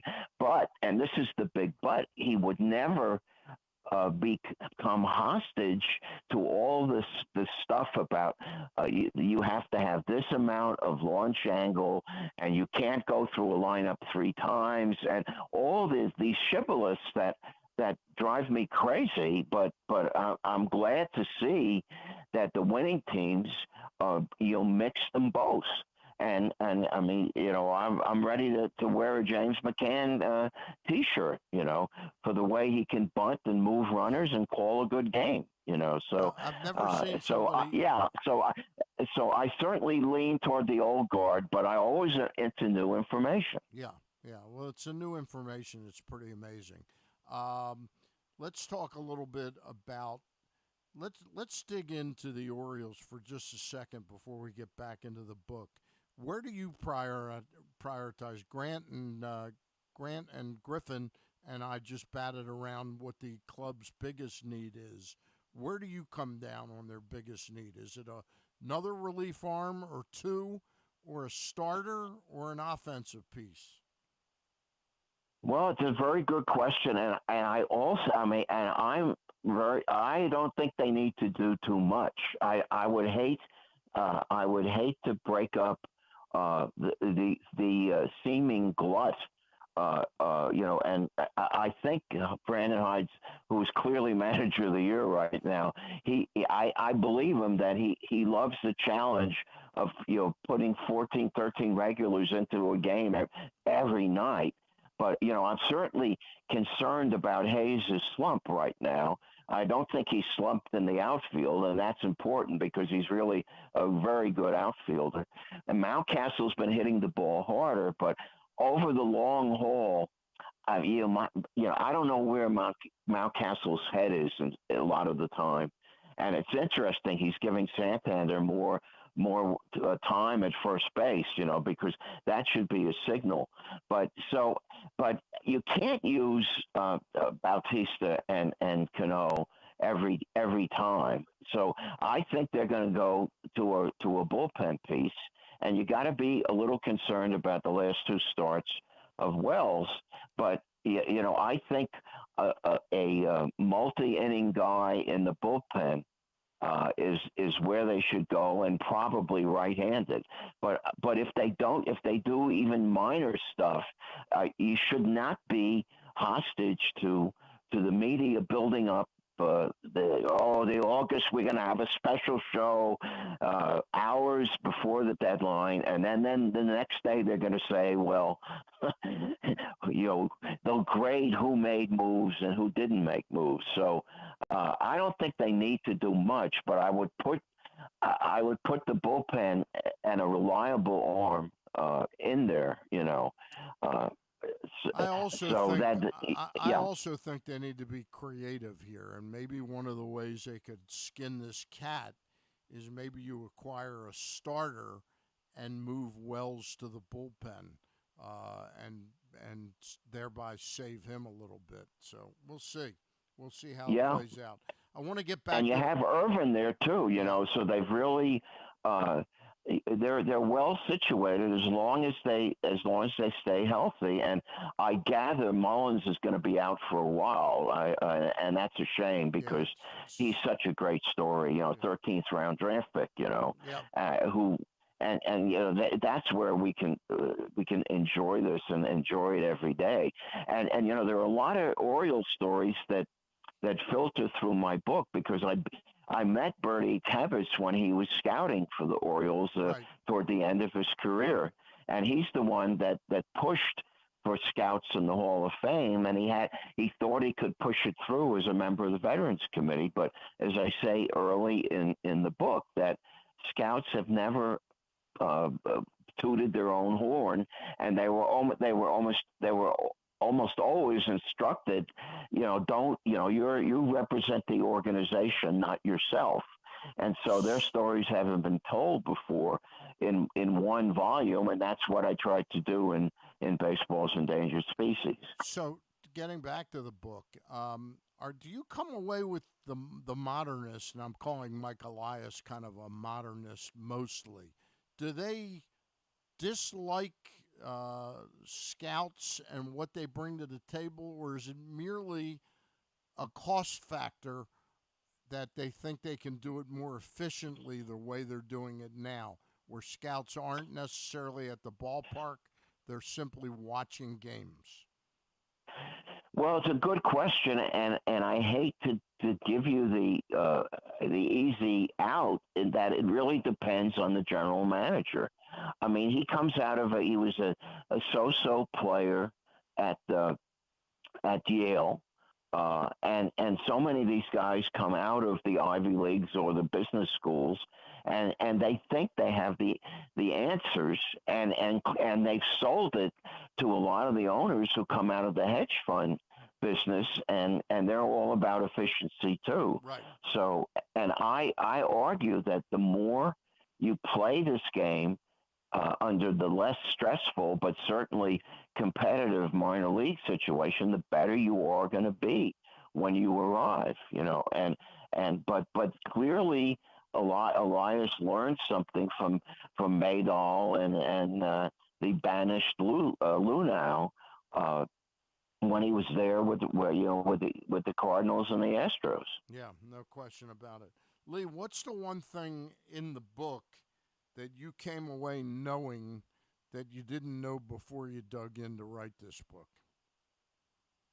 Well, I again, it's a very good question. Well, certainly, I didn't expect when I started to give basically a Valentine to the Yankee scouts, but they were so good, and they knew, and they took risks, And so Critchell, when I'm asked, who should go into the Hall of Fame as a scout if they ever do it, Critchell would be high up there because, they were paternalistic in the best sense.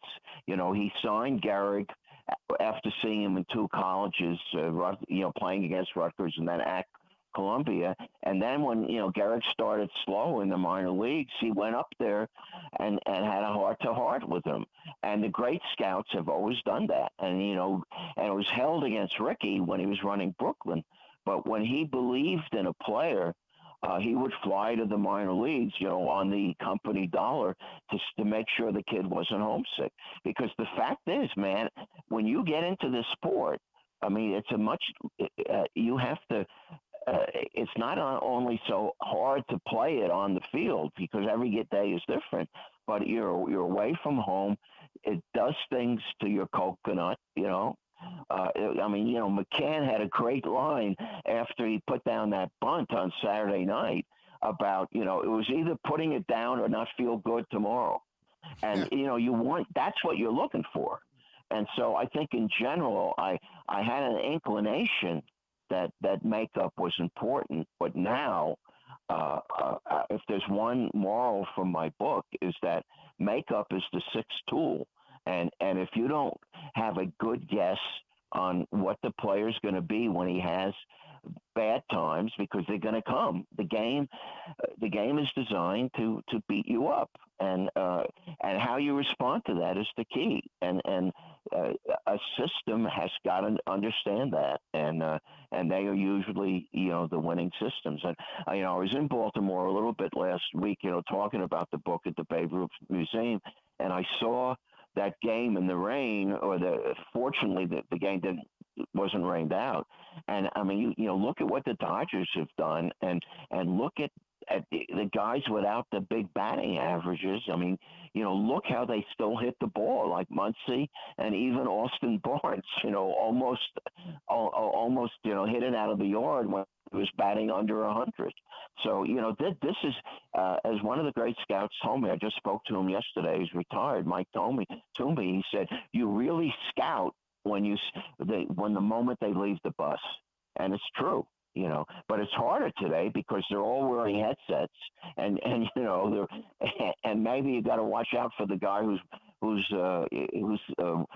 got the most expensive headset on, but makeup is so important, and the more you get clues about it, the better. Did you talk to Mike Elias for this book? No, I mean, the book was in the making for years, right. And I never. I mean, I treasure the times I met Hank Peters, and I don't know if you remember, 40 years ago now. It's going to be the anniversary. It'll be 40 years in November. I spoke on a panel, and it was just a couple of months before the Colts left in the middle of the night for Indianapolis, and I was at a panel representing the players. A position on why the reserve system had to be changed, and I was on with Ron Shapiro, and opposite, in a very informative, non-hostile evening, was Hank Peters and Ernie Accorsi, who Ernie I consider one of my dear friends now, and Hank I got to know before he passed, and it was Hank and then Jack Dunn III, who I got to know earlier. Even it was Jack Dunn who quoted Eddie Accorsi, the jockey. Eddie Accorsi had that great line about, it's hard to get up early in the morning when you're wearing silk pajamas.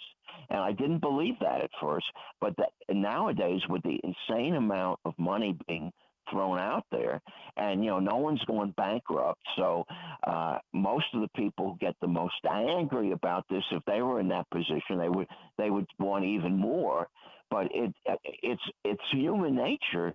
If you are if you're living such a good life, it's very hard to remember where you came from, and it certainly affected Lindor in New York, Yeah. And I'm sorry, I'm glad I'm not an emotional man, because Cohn is now getting invested in these guys, and that's not the way you run. I mean, he's invested with his money, but he's now investing psychologically, and that's bad news, So, yeah, but what the Mets are coming to the Orioles will there'll be the battle of the payrolls and not too long in Baltimore. So the most hopeful thing about this Oriole team is that, they seem to have the great mindset.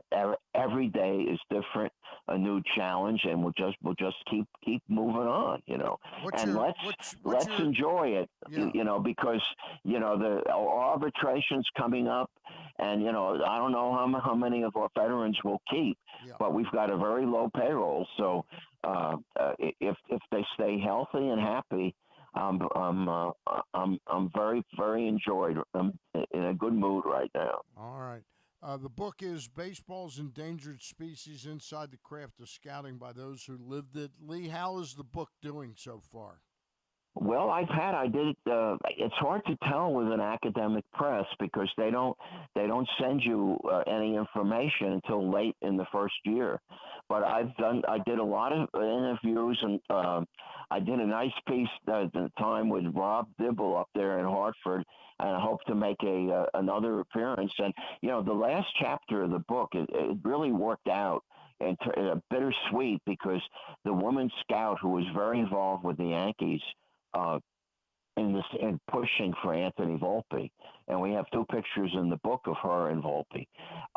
She passed away of a brain tumor at the age of 44, and every year there is a game now, the Kelly Rodman Memorial game, and it pits high school players and college prospects.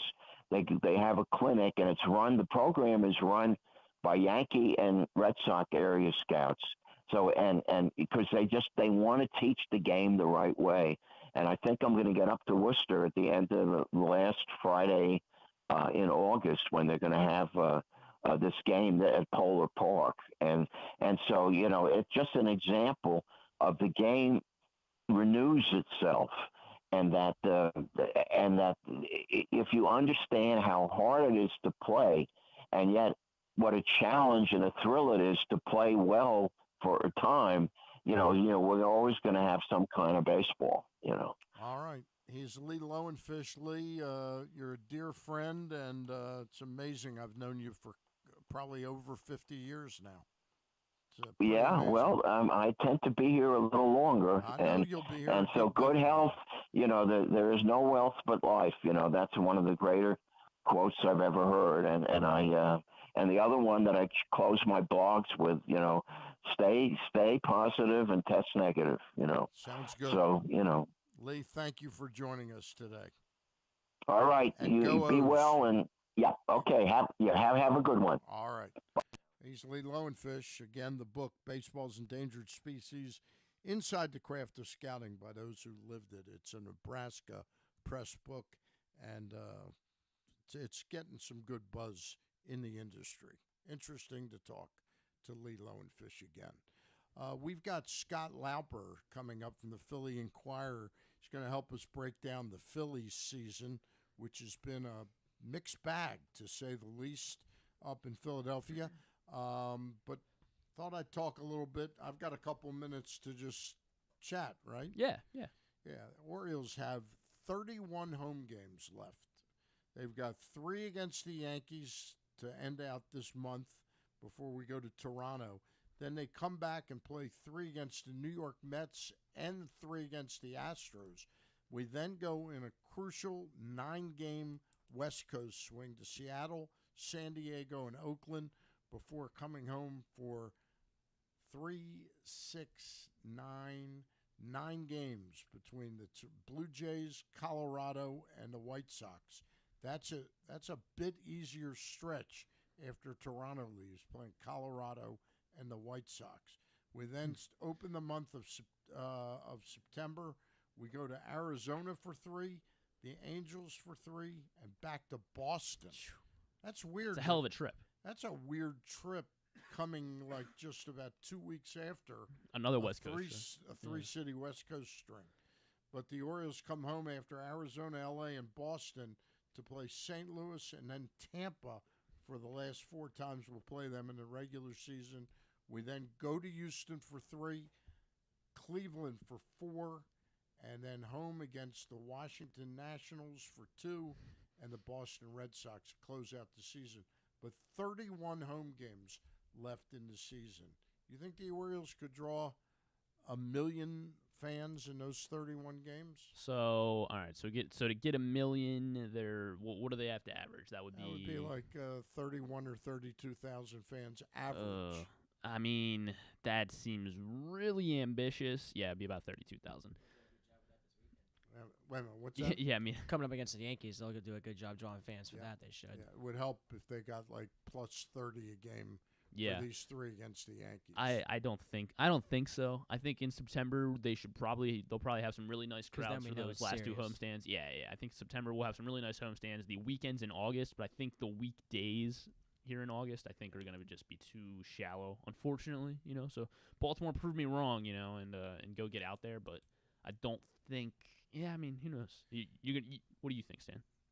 I think there's an outside chance that Baltimore is going to catch some pennant fever and exceed what they've done, at least in August. They've got a nice month in August. They play 6, 9, 12. They play 15 home games in August. They draw 30,000 a game. That would be 450,000 of the million. So with 16 left to go, we'll see. Interesting to talk about.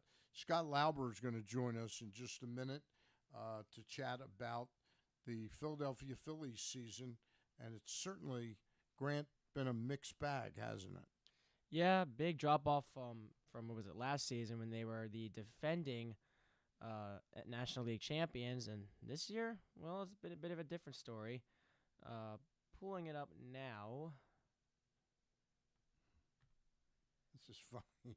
I just pulled up to go be able to talk about it. I pulled up MLB.com, which last time I pulled it up had standings. Now it doesn't have standings. I got it. So I got ESPN.com. I mean, they're only half a game behind the wild card race, behind the Giants, Diamondbacks, and Reds, but still, big underperformance from what was considered last year's one of their better seasons. After they fired Joe Girardi and got their new skipper in there, Rob Thompson.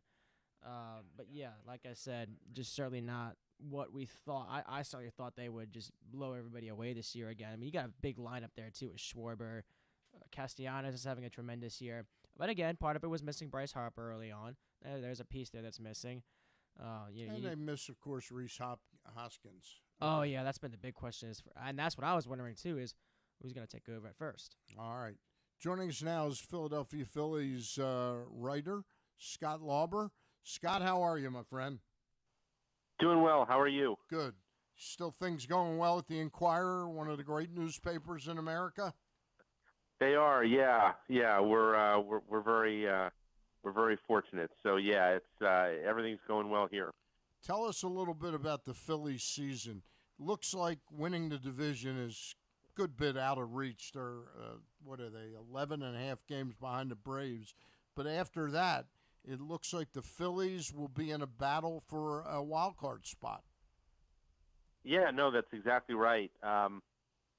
They got off for I want to say 25 and 32 at their low point. Very similar pattern, very similar path to last year. Last year they started out 22 and 29. They fired their manager.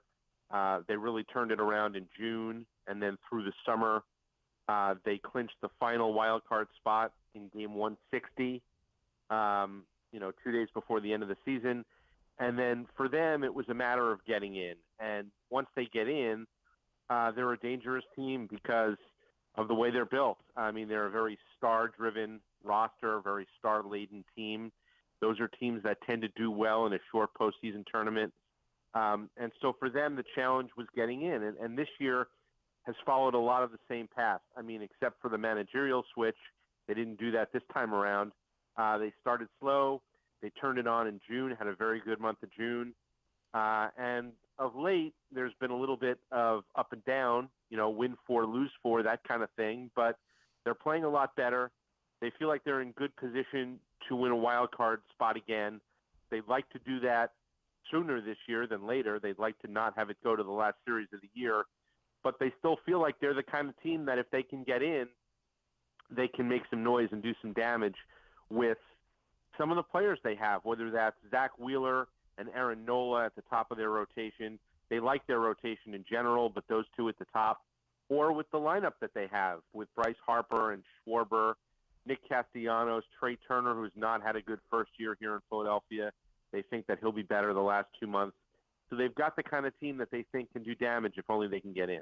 If you prioritize what the club needs as we're, like a little over a week before the deadline, do you think Dave Dombrowski, who is usually a pretty aggressive, proactive mover of talent, do you think they need pitching help, bullpen help, or is it another offensive piece? Well, they've told teams that they're looking for two things. They're looking for a right-handed hitter and essentially someone to replace Rhys Hoskins, who they lost late in spring training to an ACL injury. He's out for the year. Yep. They really haven't replaced that bat. And they feel like they can do that now in the outfield because Bryce Harper started playing first base over the weekend in Cleveland. He looked really good over there. He looked really comfortable. And so their knowledge of the fact that he can do this now and feels comfortable at first base kind of opens up left field for them. They'd like to get Kyle Schwarber out of left field. He's had a rough year defensively. He's not moving around real well out there. So they'd like to kind of turn him into more of a full-time DH and then get some help in left field, preferably a right-handed bat with some power. So, you think about some of the names that could be out there if the Angels decide to move some of their expiring contracts. Someone like Hunter Renfroe may be available. Mm-hmm. If the Red Sox decided to do that, and I don't know that they will, a guy like Adam Duvall could be available. They could look to the Mets, who look like they're out of it, and maybe Tommy Pham fits the Phillies. So that's the kind of an outfield piece that they're looking for, a guy who bats from the right side, preferably, who can go out and play left field on an almost daily basis. And then the other thing that they're looking for is starting pitching depth. Not so much, a guy who's you're going to give the ball to pitch in the postseason or to make big postseason starts, but they've got 4 starters that they like in Wheeler, Nola, Ranger Suarez, and Taijuan Walker. Christopher Sanchez has come along and really kind of stabilized the 5th spot in the rotation. So they don't look at it as like something that is urgent, a real pressing need. But if something were to happen to one of their top 4 in particular, they don't have a depth behind that. So they like to get kind of a back-end starter who can make them deeper. The problem there is that, as you know, when you get out there in the pitching market at the trade deadline, you're paying a lot. There's a big return even for back-of-the-rotation guys. So, last year they were in a very similar position, and they wound up getting Noah Syndergaard at the very end, very late on deadline day, and they did things around that, not knowing if they were going to get the starter that they wanted. So I could see them maybe adding a bullpen piece here if it helps strengthen the pitching staff as a whole, or doing something more creative. But I think they'd really like to come out of the deadline with a right-handed hitter and a back-end starter. Would Rich Hill of the Pirates fit the bill for them? He might. He fits the description of a back-end guy, a guy who's reliable, a guy who can help, and maybe he can help get you there. And then if you need somebody to make a postseason start, Syndergaard made a couple of starts in the postseason last year, but they really ride those top 4. They remember well that down the stretch last year, Zach Wheeler missed a month with kind of like a minor elbow thing. And if that were to happen again with any of their top 4 starters, like I said, they're really in a bind. So, yeah, sure. A guy like that, maybe, Michael Lorenzen from the Tigers kind of fits that description. So there are going to be guys out there. It's just a matter of matching up on a deal that makes sense for a pitcher who, I'd say it's a luxury item. It's really not. It's more than that, but it's also not like a real pressing need, because they think that if they have full health in their rotation, that they'd be fine. It's just a matter of insuring yourself really against an injury or something happening down the stretch. Tell me a little bit about the Orioles are up there for 3 games, and we're going to miss Nola and Wheeler.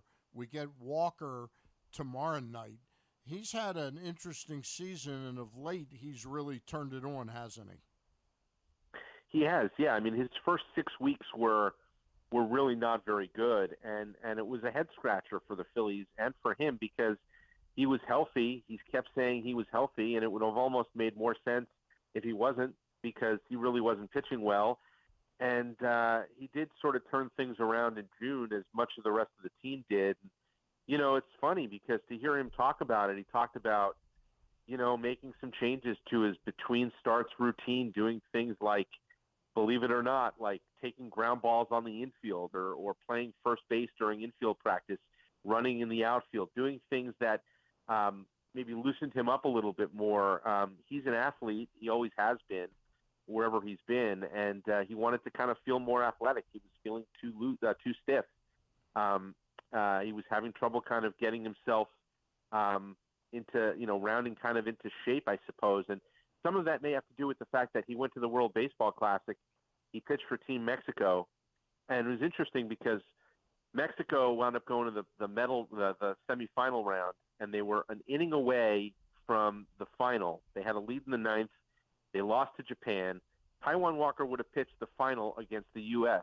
Instead, he ends up going back to spring training, and there was a couple of extra day lag time, and then pitches in a couple of Grapefruit League games before they break camp. And he really doesn't have the sort of normal spring training that he would have had. He had a couple of 8 or 10 day breaks between starts in spring training, and that wasn't normal for him. So maybe that was somewhat of a of a factor in him early in the season. But you're right, he's really kind of given them more of what they've expected as a middle of the rotation guy the last month or 6 weeks or so, and it's been a big difference for them. Now, we saw Wednesday's starter for the Phillies is Ranger Suarez. We saw him a good bit in the postseason last year, but tonight's starting pitcher, who's going to go up against Dean Kramer at Citizens Bank at 6:40, is Christopher Sanchez.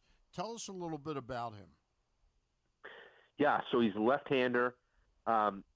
He's a guy who for a few years now they've looked at as sort of a depth piece in their rotation, a guy to go to AAA and be one of the first call-ups if they need somebody. And it really has never totally clicked. He had big-time control problems earlier this year in AAA. You look at his numbers, and there were some games there with 5 walks. There was a game with 7 walks. And they were really searching for a while in May in particular and June and early June for somebody to come in and kind of claim that number 5 spot. They went into the season thinking it might be Andrew Painter, who's 20-year-old top prospect, and he was sort of the leading candidate to grab that last spot in the rotation.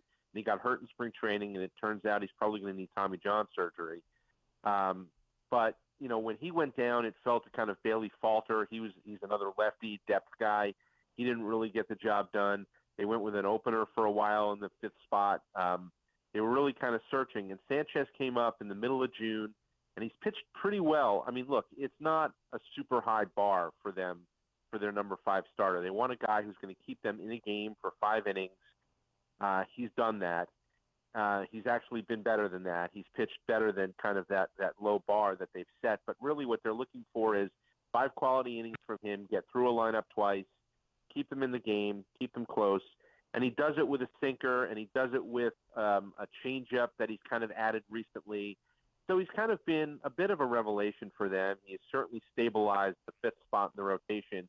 And as I said, they're still on the lookout for depth pieces, depth starters, and maybe it ends up booting him to a kind of like a long man number 6 starter kind of role. But he has helped them since he's been there, and he's a guy who, it's going to be interesting to see. He's got another probably 2 starts or so before the deadline. If he pitches well tonight, if he pitches well his next time out, which I think would be Sunday, it'll be interesting to see, like, if that changes, their desire to bring in an extra pitcher here before August 1st. Hey, Scott, before we let you go, normally I wouldn't ask a question of you about this, but knowing Dave Dombrowski the way I have for years, he's a pretty shrewd guy and a pretty creative guy. Do you see any way, shape, or form that the Phillies could be in the Ohtani hunt in the next week, or is it just out of the question? No, you're right about Dombrowski. I've covered him since 2015. I used to cover the Red Sox and covered his first few years there. So now I've known him for a while, and he is definitely a wheeler dealer. He is definitely an aggressive guy. I'd be stunned if they stood pat at the deadline. Ohtani might be a bit of a reach for them. I'm not sure that they have enough in their system to go get him, and I think what they do have in their system they want to hold on to. So I think that's probably a little bit pie in the sky for them, but knowing Dombrowski, he's, I'm sure, going to kind of be monitoring that situation as he will with everyone, whether it's Ohtani or Juan Soto or whoever the biggest names are that are out there. He's never not in the mix. So I think he'll have a pulse of what the Angels want to do, and he'll probably know whether he can line up for it or not. But I don't want to be a major player in that. I just don't know that they have the resources to kind of go and do that and not to sacrifice too much. They want to leave their window open as long as they can to contend. So while he would certainly help them right now, I'm not. And they do have a big payroll, and they do have a team that spent a lot of money the last few years. And you think about, could they re-sign him in the off season? I don't think they can, but they have spent a ton of money. So. They are a big spender, but I think it's kind of far-fetched, but we'll sort of see how it goes. I mean, we'll see whether the Angels really have the nerve to do it. I kind of wonder from people I talk to around the game whether Artie Moreno really wants to do this, whether he wants to be known as the guy who traded Shohei Ohtani. I think also he probably thinks he's got a chance to re-sign him, and if the rest of the world doesn't, And if he trades him, that chance diminishes tremendously if you trade him to re-sign him. So I still question whether they're going to actually do it. But if they did it, I'm sure the Phillies would keep an eye on it and see. But I think they're probably lower on the list of teams that could make it happen. I think the team that's really a dangerous team to jump in and grab him is the San Francisco Giants, because they've got the wherewithal to pay him, and I think they would love the idea of having him for 2 months, both for what he can do for this year, but what they can do to win him over. That they're a team that he belongs on. So we'll see how it plays out. I couldn't agree with you more. I mean, they have a lot of money sitting there that they were going to give Aaron Judge and then that they were going to give Carlos Correa. So, yeah, I mean, that's a team, West Coast team. We know he likes the West Coast. Maybe you can attract him for 2 months. If you make a trade, you can sell him on the Bay Area. So, yeah, no, I couldn't agree with you more. I think they're well positioned to do it if and it's out of the American League. I think they're well positioned to do it if in fact he goes. Yeah, and I don't see Moreno wanting to trade him to the Dodgers, before. No, definitely not. Scott Lauber, thank you very much for joining us. Always enjoy your work. Thank you so much. Thanks for having me. All right, Scott is with the Philadelphia Inquirer up in Philly as the Orioles get ready to play a 3-game series tonight, 6:40, tomorrow 6:40, and Wednesday.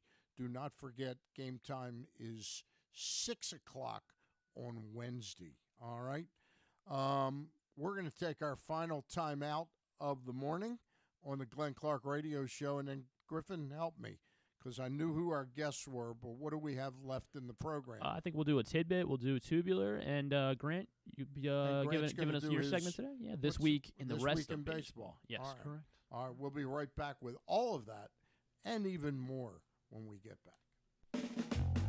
It's another exciting weekend of affordable family fun at Prince George's Stadium with the Bowie Bay Sox. One of the most special nights of the season on Friday the 4th, Navy Night. Come celebrate the newest plebe class. Back-to-back fireworks carry on to Saturday with our pregame Touch a Truck event. And it's the last of our big hitter bobbleheads, Colton Cowser on Sunday for the first 750 fans. Get your tickets now by calling 301-805-6000 or anytime online at baysox.com. The Bowie Bay Sox. Let us be your 9-inning vacation. The All-America Senior Game powered by New Balance will be back at Johns Hopkins Homewood Field on July 29th. The most decorated girls and boys lacrosse players in the country have been invited to play in what is the premier lacrosse event of the year. Every college coach wants their players in this game, and if you dream of being in this game, you start by trying out for one of your regional underclass teams this summer. The best against the best. Get your tickets now at allamericalacrosse.com. Soak up summertime fun in Charm City. Enjoy only in Baltimore festivals, mouth-watering eats, and endless entertainment. Cheer on the O's at Camden Yards. Pick crabs by the waterfront. Beat the heat inside a world-class museum and make memories that will last a lifetime. Go to baltimore.org for more information and to plan your visit. I'm Michael Jangrandy, president of AJ Michaels, your carrier energy expert for 44 years. Save money, energy, and make your home more comfortable and virus-free. Find us at ajmichaels.com. That's ajmichaels.com. The latest edition of Press Box is available now. On the cover, Dave Ginsburg remembers Goose as he looks back on the impact that late Tony Saragusa had both on and off the field here in Baltimore. Plus, he explains how Goose's kids are working to continue that legacy with the Goose Flights program. Also inside, Todd Karpovich profiles the path Tyler Wells has taken to becoming a star in the Orioles rotation. And you'll find a special summer travel guide with information about events and activities throughout the state. Press Box is available for free at over 500 area locations, including 60 Royal Farm stores. And you can always find the entire edition, as well as the best daily coverage of the O's, Ravens, and Terps at PressBoxOnline.com. That first sip. That first bite. Start your day off right with a delicious breakfast at Royal Farms. Choose from a fantastic selection of fresh Royal Farms breakfast sandwiches and top it off with a rich hot cup of the freshest coffee in the world. At Royal Farms, breakfast is available day and night. It's the freshest breakfast in the world. Real fresh, real fast. Royal Farms. It's a Maryland thing you wouldn't understand. Where the waves meet the shore, you will find Dorchester County. Hi, this is Jimmy Charles. When I think of Maryland, I think Dorchester County on the eastern shore where it's open for making memories. Dorchester County, it's a Maryland thing. For more info, visit www.visitdorchester.org. It's a Maryland thing. Hell yeah. It's a Maryland thing.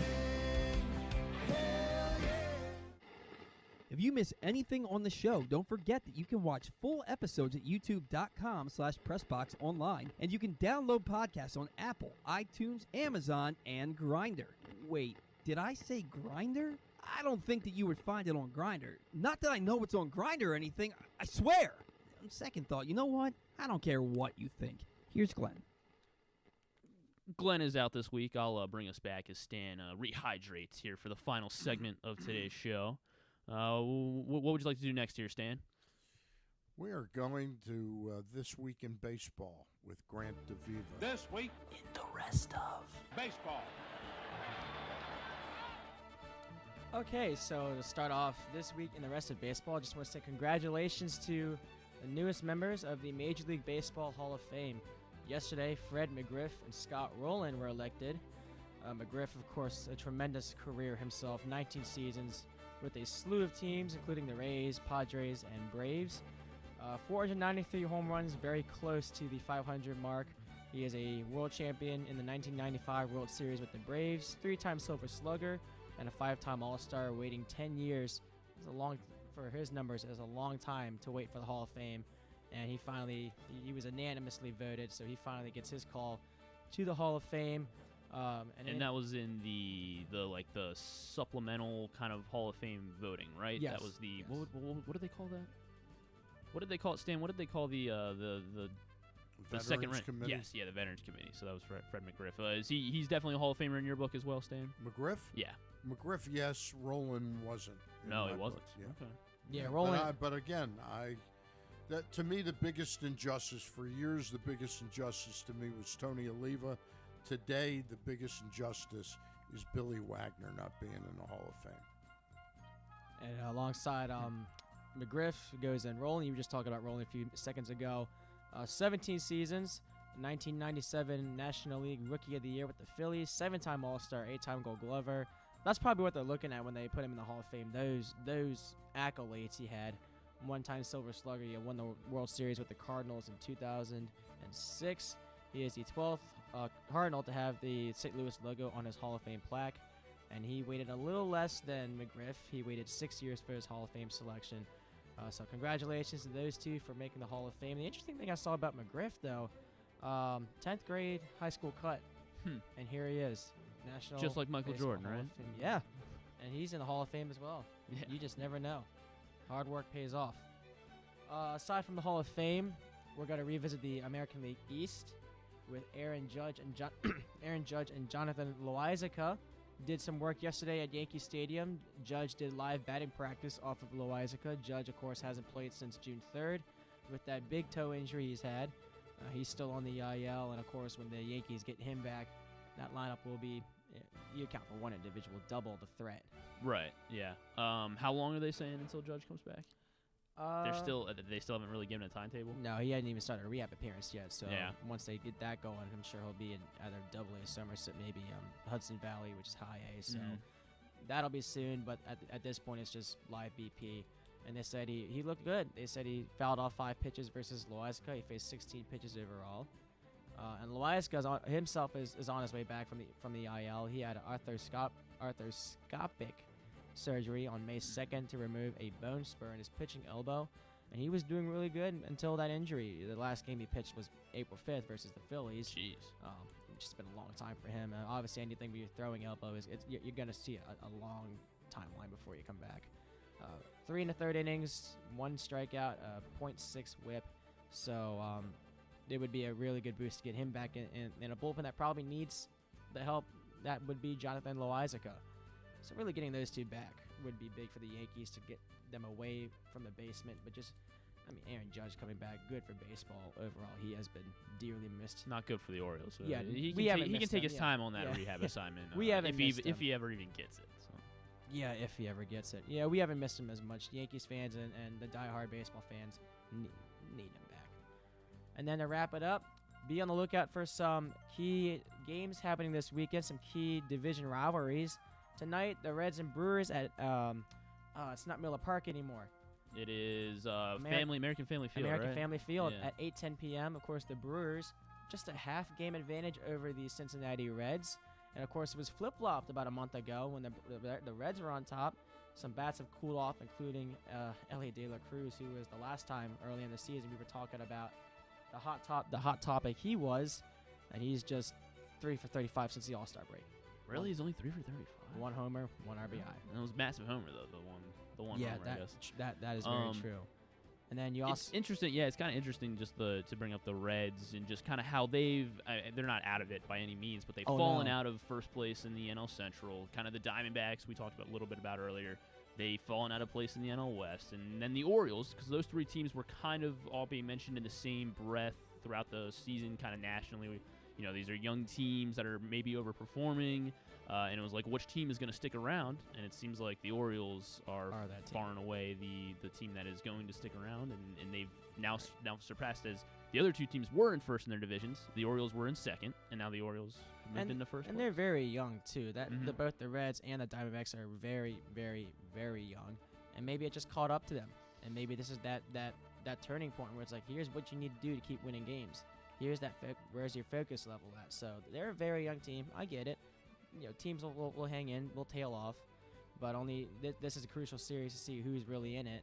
The Brewers got MVP Christian Yelich back, and of course the Reds playing like an MVP lately. Yeah, absolutely. Yeah. What we saw 3 or 4 years ago before that. Such a shame that injury must have really robbed him of so much, because he was the best player in baseball. Mm-hmm. Yeah. But it looks like we could be getting that back again, and I would love to see that out of Christian Yelich. Are the Reds and Diamondbacks playoff teams, Stan?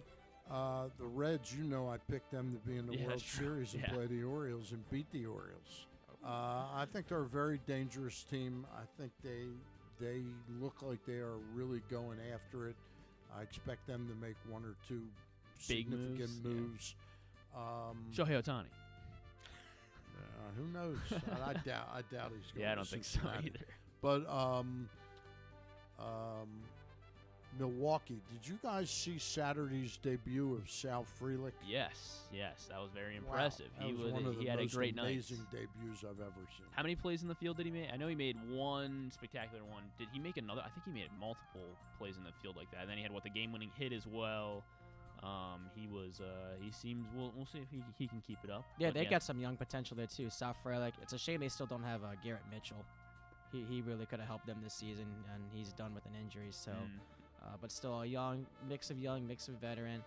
That's going to be a good series to watch to see who, kind of like we just had Orioles and Rays, who's going to do it in the Central now. And now you got the AL West as well with the Rangers and Astros, and that is a dogfight for who's going to claim that as well. With the Rangers only got a 3-game advantage of the Houston Astros, so that's a little bit of a deeper hole the Astros are in, where they can at least climb themselves back towards the top with a series win, series sweep. Houston hosts the Texas Rangers at for Minute 3 Maid Park. Starting tonight. And it's interesting, Nathan Eovaldi has been pulled from his start against Houston. They're saying the downtick in his stuff is significant enough that they're just being a little cautious and want to give him a breather. I'm still convinced that teams are all over the map. The Orioles aren't alone in the Grayson Rodriguez situation, the Tyler Wells. The pandemic is still wreaking havoc on how these players late have in the been able season. to pitching. Really has. Especially since you didn't, especially like minor league, like Grayson or some of those guys who didn't even have the minor league season to continue. That's the guys, yeah. What a shame. As we're talking about the Orioles, getting another starter potentially, and a cheap starter is what we all want. What do you think about Jordan Lyles trying to rescue him from Kansas City as well? And I know he's had a horrible season, but look at his team. Look at his team. Right. And he is going to be a guy that's going to get you to the 6th inning every single night. We know or that. the 7th even. Yeah, 6th or or even 7th. in a rare occasion, 9. bring him back home in a place he's comfortable. I and love maybe Jordan Lyles. I told him I wanted him to be here this year, and unfortunately, that didn't happen. But I loved him last year. Stan does not like that. The I'm face not a that big, you were making. Jordan Lyles guy. No, even though he is the the innings muncher. You know, the innings eater. Muncher. All right. Okay, that sounds good. Well, Yeah. Grant, thank you very much for You're very that welcome. looking this week in the rest of baseball. Yeah. All right. Thank you. What do we guys. got? We got a tidbit. Yes, we do. Yes, we do. Do you want to tell everyone what it is? Who brings us this tidbit? The Toyota Tacoma comes in a range of models and trim lines you can choose. The perfect Tacoma to reflect your unique personality and driving habits. Check out buyatoyota.com for deals on a new Tacoma from your local Toyota dealer today. Thanks, Dan. So Brian Harman, as we talked about earlier in the show, did win the Open, not the British Open, just the Open Championship. He led by at least 5 shots after each of the final 3 rounds at the Open this weekend. He is the first player to do that since 1934 when... 1934? Yeah, 1934. Who led in the final 3 rounds? Byron Nelson. Oh, it was close. It was Henry Cotton. Henry Cotton in 1934. He is the first. So Brian Harman joins us, some elite company with Henry Cotton in the history of the Open. That was going to be my next guess. Oh, Henry Cotton. Oh, I should have given you 2. My bad. Tristan Casas, he is the first rookie. Had a good series with the Red Sox over the weekend. He hit multiple home runs off of Max Scherzer. So he is the first rookie that Max Scherzer has ever allowed to hit multiple home runs off of him in a game. And interesting is some kind of slow, kind of quiet reports that the Mets obviously are probably going to have to sell. And you look at what they might have to do what a team might have to do to get Verlander or Scherzer, and a lot of people believe that they'll have to that the Mets will probably have to pay off those contracts, or at least large portions of them, if they want to trade Scherzer or Verlander. Do you see anyone who would be interested in Verlander? Giants, I mean, yes, everyone would be interested. Giants have already asked about him. They have? Yep. Okay. Who do you think? I think, he's scheduled to make $50 million next year, correct? Scherzer? No, not Scherzer. Verlander. $43 million. $43 million. I believe they're both on 43. Everybody can afford 43. Yeah. I mean, he's an interesting guy for the Reds. Seriously, they've got a ton of prospects, and I could see him in that uniform. You can see. Now, maybe Verlander. he wouldn't want to pitch in Great American Ballpark. I don't know. Maybe Houston would be interested in picking him back up. There is one reliever that just went off of the board. Atlanta traded for Pierce Johnson from Colorado. Not that familiar with him. Pierce Johnson. I guess you like Daniel Bard in the Colorado bullpen, though. Soured on him? I'm not that familiar with their bullpen, frankly. All right. That's probably the one team in baseball I pay so little attention. The Colorado Rockies. Yeah. In their opening match versus Vietnam on Friday night, the United States won their 18th Women's World Cup match by 3 or more goals. That ties them with what country for the most 3-goal wins all time in Women's World Cup history? France. Not France. You were close, though. Germany. That is who they are tied with. Germany and the United States, 18 Henry wins. Cotton. Henry. Close. That was the first one. That was the first question. And then finally, Scott Rowland, as we talked about the Hall of Fame induction on Sunday. Scott Rowland, his 8 Gold Gloves at third base are the fourth most all time at third base for a Gold Glover. Can you name the 3 players with more Gold Gloves at third base Then Scott Rowland. Brooks Robinson. Yes, Brooks Robinson. one of He them. is number 1. I'm going to guess. And how many did Rowland have? Rowland had 8. 8. I'm going to say Mike Schmidt had more. Mike Schmidt did, in fact, nice. have more. He has second on this list, so it goes Brooks, Mike Schmidt with 10 Gold Gloves. And now we need 2 more? Just one more. One more. He also has 10 Gold Gloves at third base. Was he a I'm not New cheating York this time, Yankee? Glenn. He is not a New York Yankee. He's not a New York Yankee.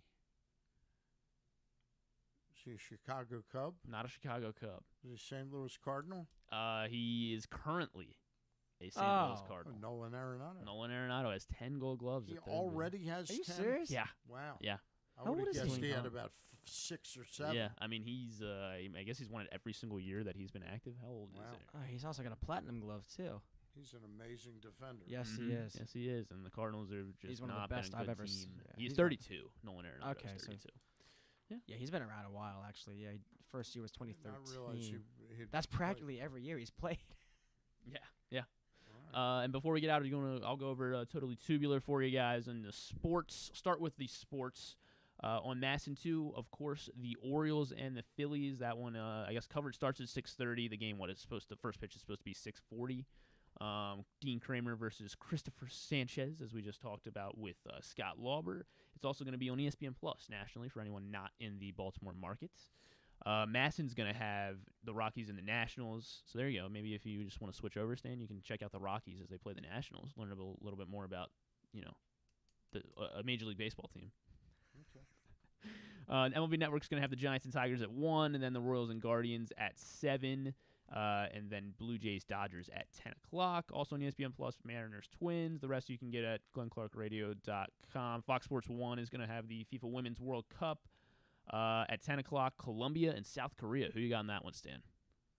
Wait a minute. Who's playing? Colombia and South Korea. Wow, my money's on Colombia. Oh, okay, all right. Colombia and South Korea. I hear 10. they're a goal and a half favorite. Are they really? Yeah, that's what I hear. New Zealand and the Philippines at 1:30 in the morning. Switzerland, Norway at 4 in the morning, and then WWE Raw at 8 o'clock on USA, and then non-sports for you.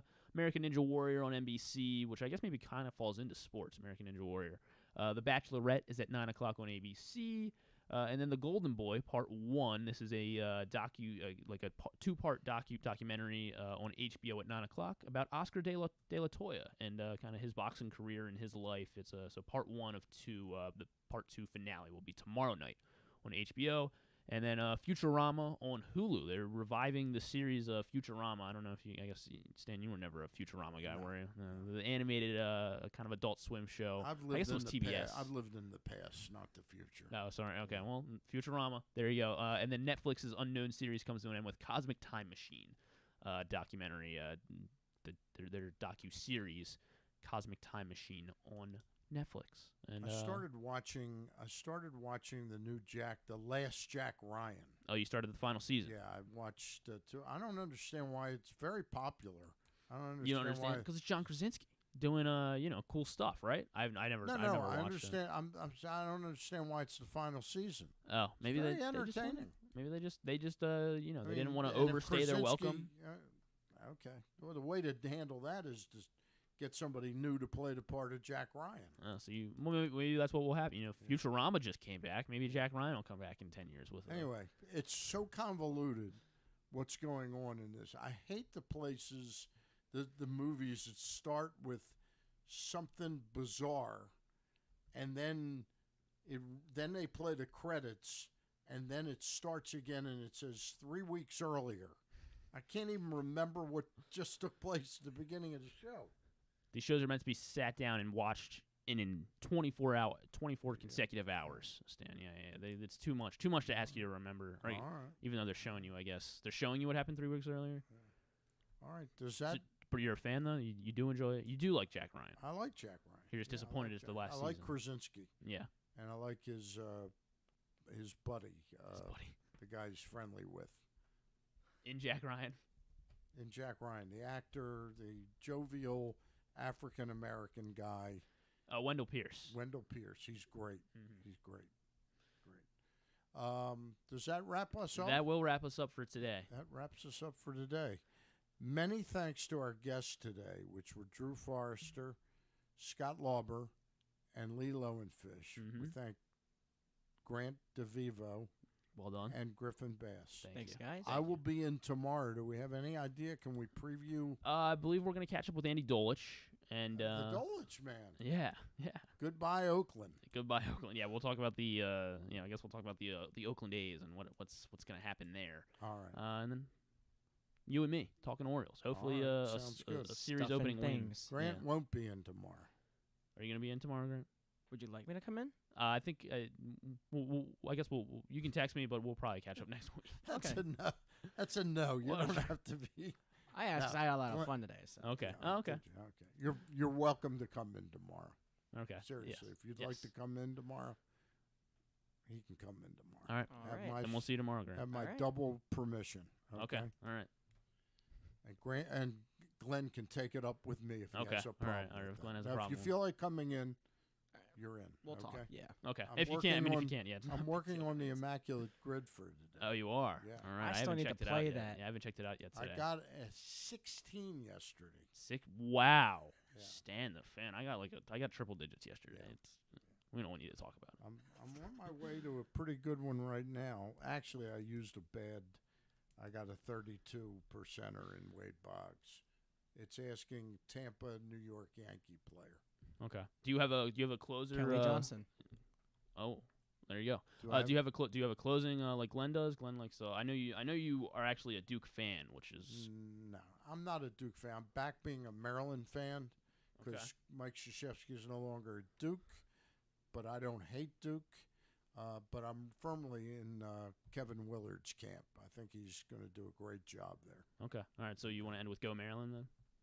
We can say that for now. Okay. All right. Go Maryland.